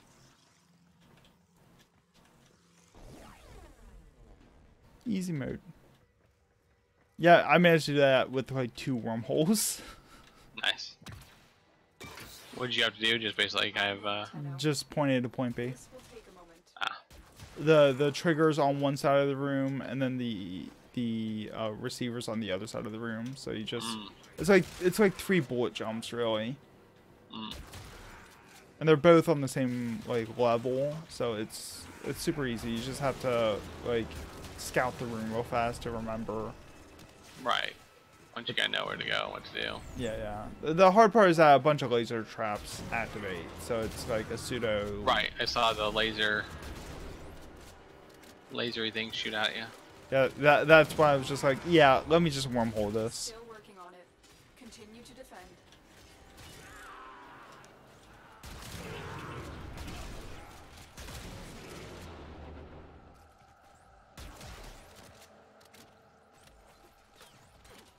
Yeah, but anyway, like I was saying, I have a friend who's a computer game programmer who also, you know, has a small band, and like, you know, he basically kind of does the nights and weekend gigs thing. Right. Fast Yeah. though is a bad idea. But you know, but you know, he gets kind of pissed off because, you know, like, he can go and find, you know, whole albums that, you know, he and his buddies have put together on YouTube. Right. And like, you know, this isn't like, you know, he's not, you know, super famous, you know, big name band. This is like, you know, a small band that, you know, like, you know, being able to sell another, you know, few dozen CDs would be, you know, actually something, good for him. Right. While the YouTube videos have thousands of views. Right. That. Exactly. Spotted. Oh. And got this room Google again. makes money off that. Yeah, just the implementate, like the what they're suggesting for Google to have to do is like not feasible. I mean, I think the bigger thing is basically kind of like, you know, you want to basically, you know, create the right amount of motivation. Right. Because the problem is, like, right now, Google/YouTube have so little motivation to actually pull down videos. You know, those videos are making money for them because, you know, they can show advertisements and whatnot. Well, like, what the articles are, like, implying that Google and Facebook are going to have to do is to have filtering, to filter it on upload. Right. Which is just like, that means, you know, 500 hours of videos have to be filtered every hour. Right. For YouTube. Like, that's impossible. So, like, it'll require algorithmic Right. automation, which we have learned is not that accurate. Right. But I mean, you know, the flip side is, you know, like, people, I mean, you know, given enough, you know, motivation. I mean, part of the reason why with the algorithms aren't all that good, because there's no, you know, driving force for that. YouTube does not make their money off of, you know, YouTube will not make money by, you know, improving algorithmic detection of infringing content. Unless there's a law against it, then suddenly, you know, So it's the most important thing in the world. Right. Because, you know, now they can be fined for,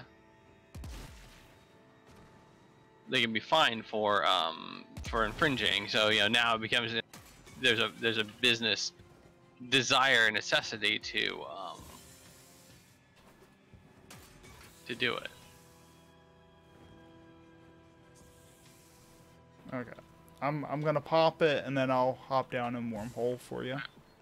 Dreamers, I have Okay. for you a tale of triumph over adversity. You should be able to just One like person walk. acting Yeah. true to their truest self. Yay. There you go. And that's why I fast food. Yeah.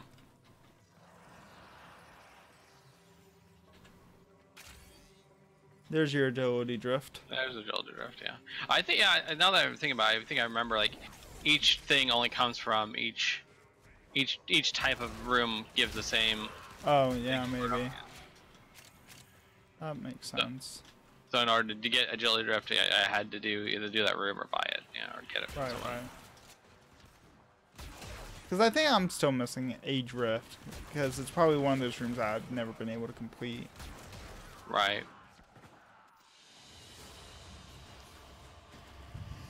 Ugh. Are you dying? I'm just stretching. I'm like tempted to have another soda.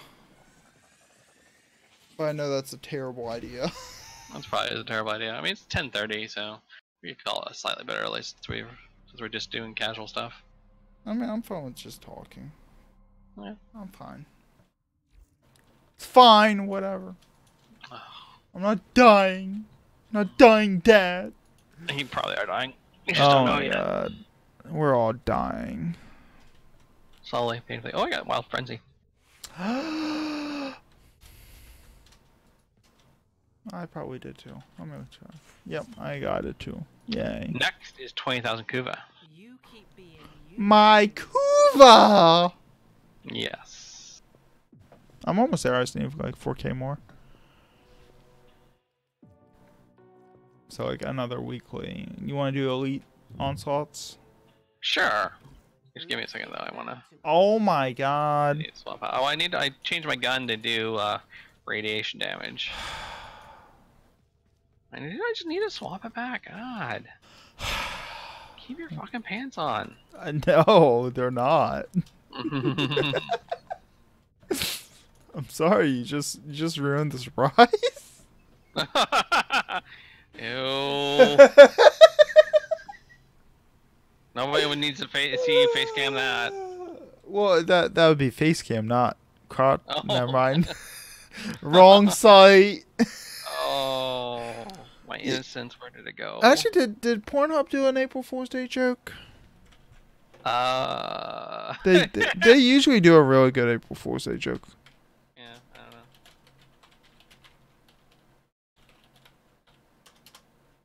I'm sorry. Let me get a little more high and mighty. I wouldn't know. Oh wait. Apparently they did.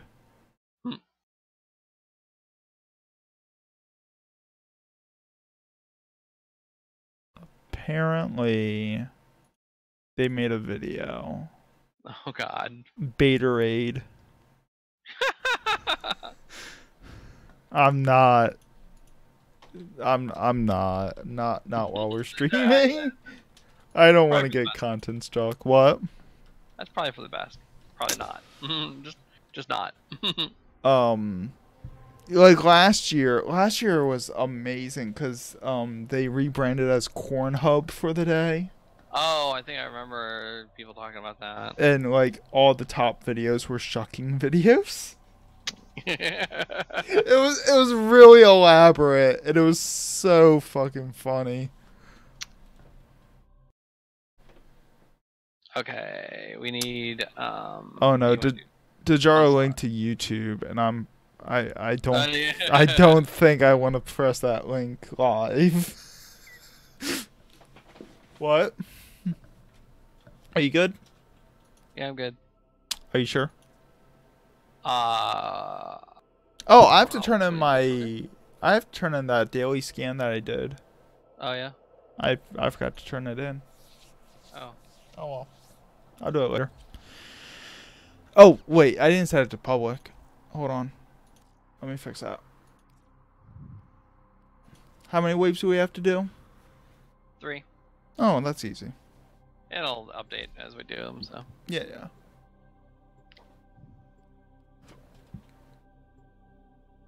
See, now I'm starting to wonder my decision about giving Dejara linking ability. Yeah. The Forgotten Weapons April 1st video on an important French weapon of World War I is safe for work. No, I get that it's safe for work, but if I can get a content strike. No, it's not bad. No, like it's against terms of service for me to it's technically against terms of service to play other people's video contents. Like I can get away with the music that I do, even though I'm not supposed to. Right. Just because those channels have said that they won't make a claim against people by streaming their music. Oh, at least last time I checked. I think they said that. Like game shops, if you pay attention, you hear game shops in a lot of people's background musics on like YouTube videos and stuff. Right. So like, pretty sure game shop's kind of fair game, but I'll check it out off stream. Yeah, I'll check it out. I'll check it out and we can talk about it on the Discord later. That's one thing. Like, I feel bad that like I'm not more active on my own Discord server. Just had to push porn to lure you there, huh? Oh my goodness. I mean, you pretty much admitted to watching Pornhub, so. You know. No. Yeah, I mean, you're a connoisseur of the April Fool's joke. I guess you go, oh, I guess it must be April Fool's. It was all over the fucking internet. I hear you. No. You are a terrible person. Everybody knew about it. Everybody knew about it. I think I read about it off Massively OP, okay? Like... I'll be smirching that site's good name with your porn. Yeah! If I'm going down, I'm taking them with me. Wow. You're such a terrible person. They were terrible first. No, I'm pretty sure you were terrible first. No, no, no. Yep. You existed first. You're terrible first. No, what? I'm sweet, pure, and wholesome.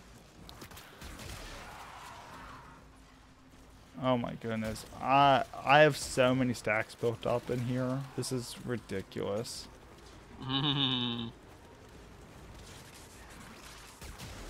Like I'm up to 1,600 damage. Wow. Yeah. Enter the conduit.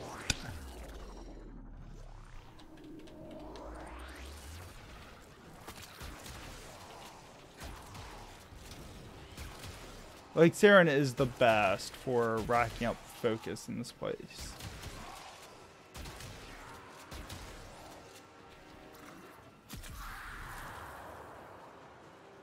I have 30 mobs infected.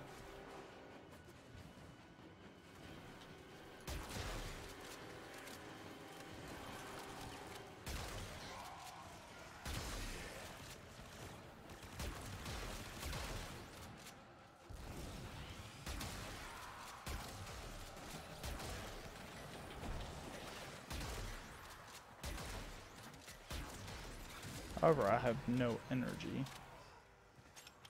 Yeah, that's kind of the problem with a lot of the onslaught, especially for Ember. Pop World on fire, and you pray you get enough drops to keep it going for as long as the focus is going.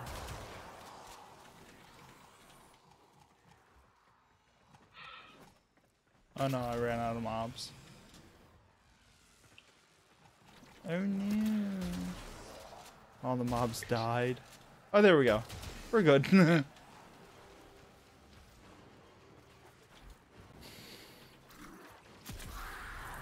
I got 6,000 focus off that one orb. Nice. Yeah. That was nice.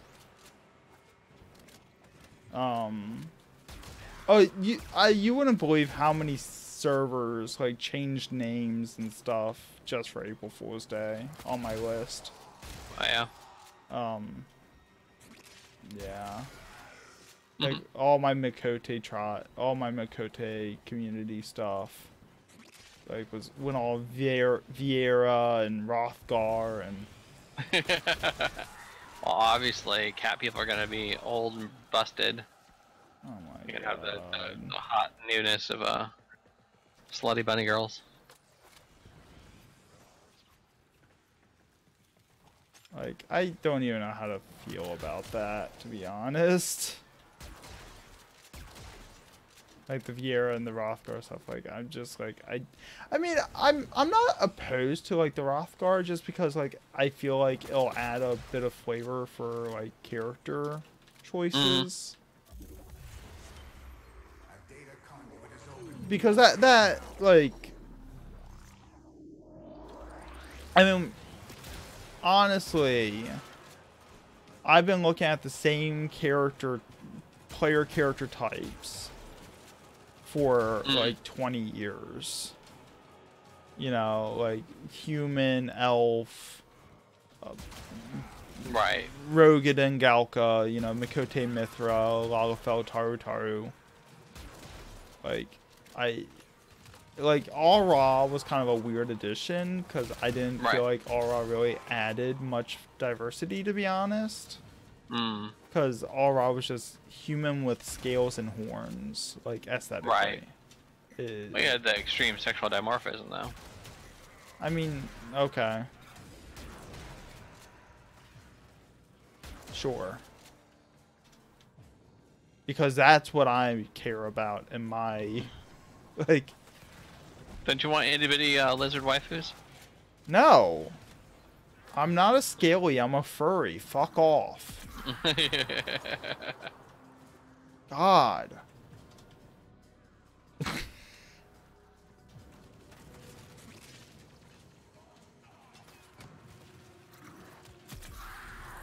Okay, I'm catching up on what Dazar's talking about. Oh my goodness. Yes, I want to spend an entire video talking about paint drying. I mean, I could. I used to do painting stuff.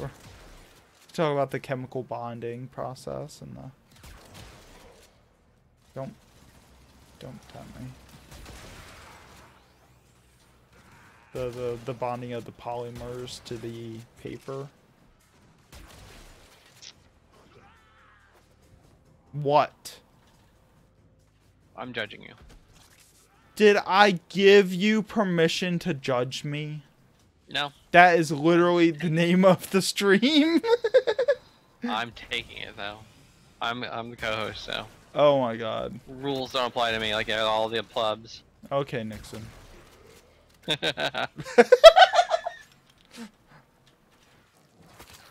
I went dark there for a second. My bad. Yeah, you're always bad. Yes. There's no argument against that. So bad. Just yes. Okay. That's all we needed, right? Or do we have to do the... Yep. Oh, we're good. No, we're good. Okay. Oh, they're continuing. Fuck those guys. Yep. Do you want to go or you want to stay? Dreamers, dreamers, dreamers. Let's extract. Is no Alright. I mean, I was actually having a lot of fun, but just because the focus farm. But I don't care. Whatever. There's some weird B-roll footage. Hunter, the sanctuary will go on without you. The sanctuary. Not the sanctuary.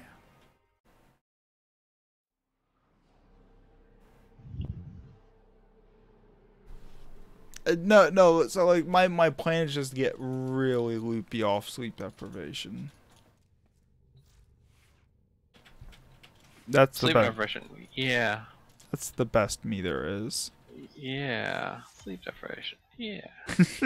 Yeah, that's the excuse I'm going with. behind us as we do before us. But dreamers, we got this. Oh, P success. Okay, what's next? I'm not doing vaults tonight.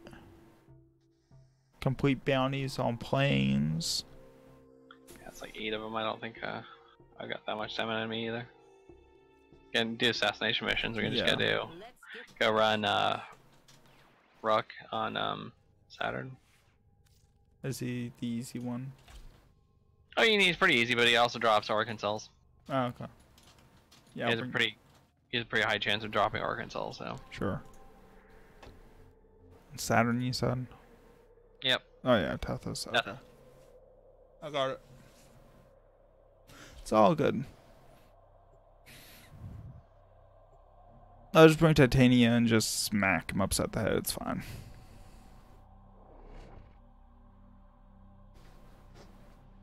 Actually, it's been a pretty fun stream so far. Yeah. We haven't talked about a whole lot of deep topics, but you know. Whatever. Don't have to be deep every single podcast. We'd run out. We haven't run out. Which sometimes we're a little slower to come up with a new topic than others. Well, we're just having fun. Yeah. Matters. People are watching us having fun. I That's what hope we're so. gonna do.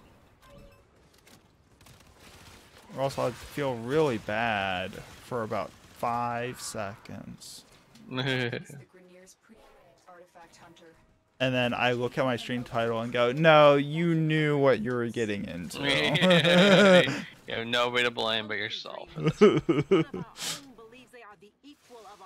See, it's not my job to bring quality content. It's my job to prepare your expectations for what you're gonna get. Just make sure the expectations are low enough and everything's fine. I mean, isn't that like Blizzard's motto? I was gonna say every dating site ever, but yeah. Farmersonly.com. Oh. Like, what else needs to be said? For times when like When your blind date shows up smelling like pig shit, you're not surprised. Oh my Maybe goodness. surprised. Oh, I forget what I was watching that made fun of FarmersOnly.com, but it was like some city girl. It was like, I want a man who can blah blah blah. I'm on FarmersOnly.com. Like, holy shit. I want to say it was like a King of the Hill joke, but I don't think that site existed at King of the Hill time. Might have. I want to say it was like the Cons or someone. Target down. Assassination contract complete. Great work, Tenno. Yay, Arkansas. Yay! And the exit's literally right here. Yep.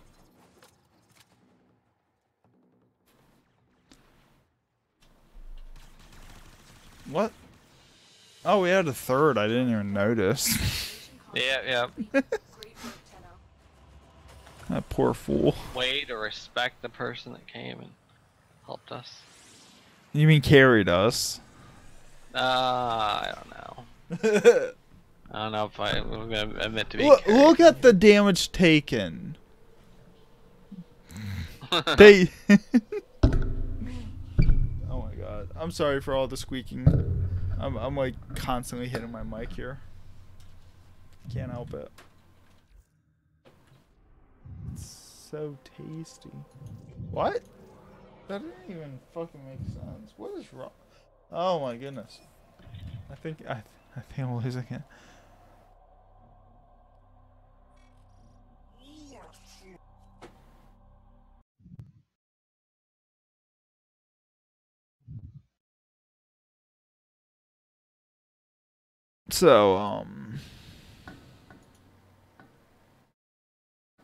So going back to talking about Dragoons.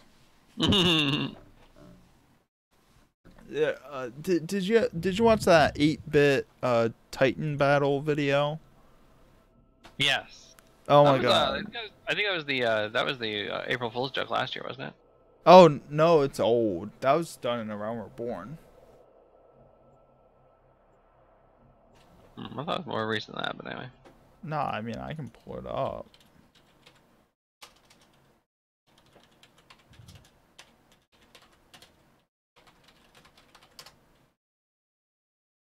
That was done in 2014. We've contracted Mark. Maybe you just discovered it last year. Eliminate the assigned target. Or people are linking it or whatnot. Yeah, because it was released March 21st This may be easier. of 2014. General Sargus Rock has become a problem for our artifact recovery. Anyways, so for a description of this video, it's an 8-bit fight of at the what was at the time the hardest fight in the game. And like first like 10 seconds in the fight, the Dragoon falls off the platform and dies. Right. Everyone's struggling to fight Titan and do the mechanics, and because he's a very, very precise fight.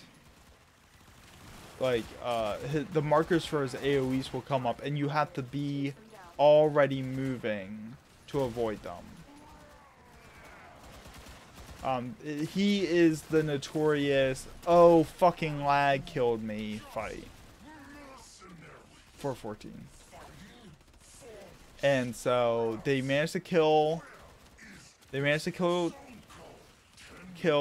Titan without the Dragoon. Right. He respawns at the end of the fight. Loot gets dealt out. The Dragoon gets the drop and immediately leaves. Right. And this is Square Enix acknowledging that everyone hates Dragoons. Because everybody knows that guy that got that drop. Right.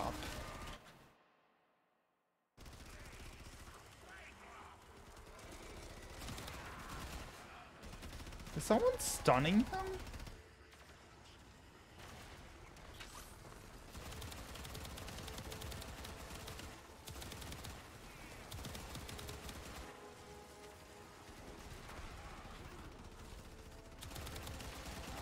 There we go.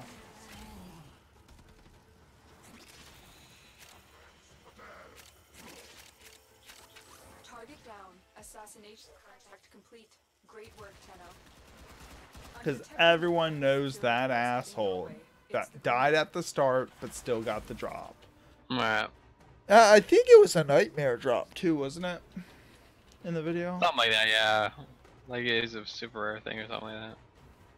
Which nightmare for our non-14 players? Nightmare's the Hellfire Unicorn of Death mount that has a very rare chance of dropping from the first 3 primal fights in 14. It's a super rare mount. Words coming in of so many of you being your best self. Nora is just Oh, excuse me. herself with admiration. The first time I got Nightmare to drop, my now lava fell. I wasn't even after it. I wasn't even after the mount that we were farming for. I was just helping out a friend. So, like, I agreed to pass for them. Or I rolled because... No, I passed because... Oh my god, my brain. But then Nightmare dropped, and I'm like, oh, screw it, I'll roll for that, because I'm not getting anything else out of this. And I rolled like a 99. That was the last we needed for that. Yeah. Why don't we call it? You're starting to ramble and meander a bit, so. Isn't that my life, though? A little worse than usual. Fair. Okay. We'll do the Orkin Vaults next time. We'll do the Orkin Vaults next time. If we can get a third and a fourth. You think I'm kidding.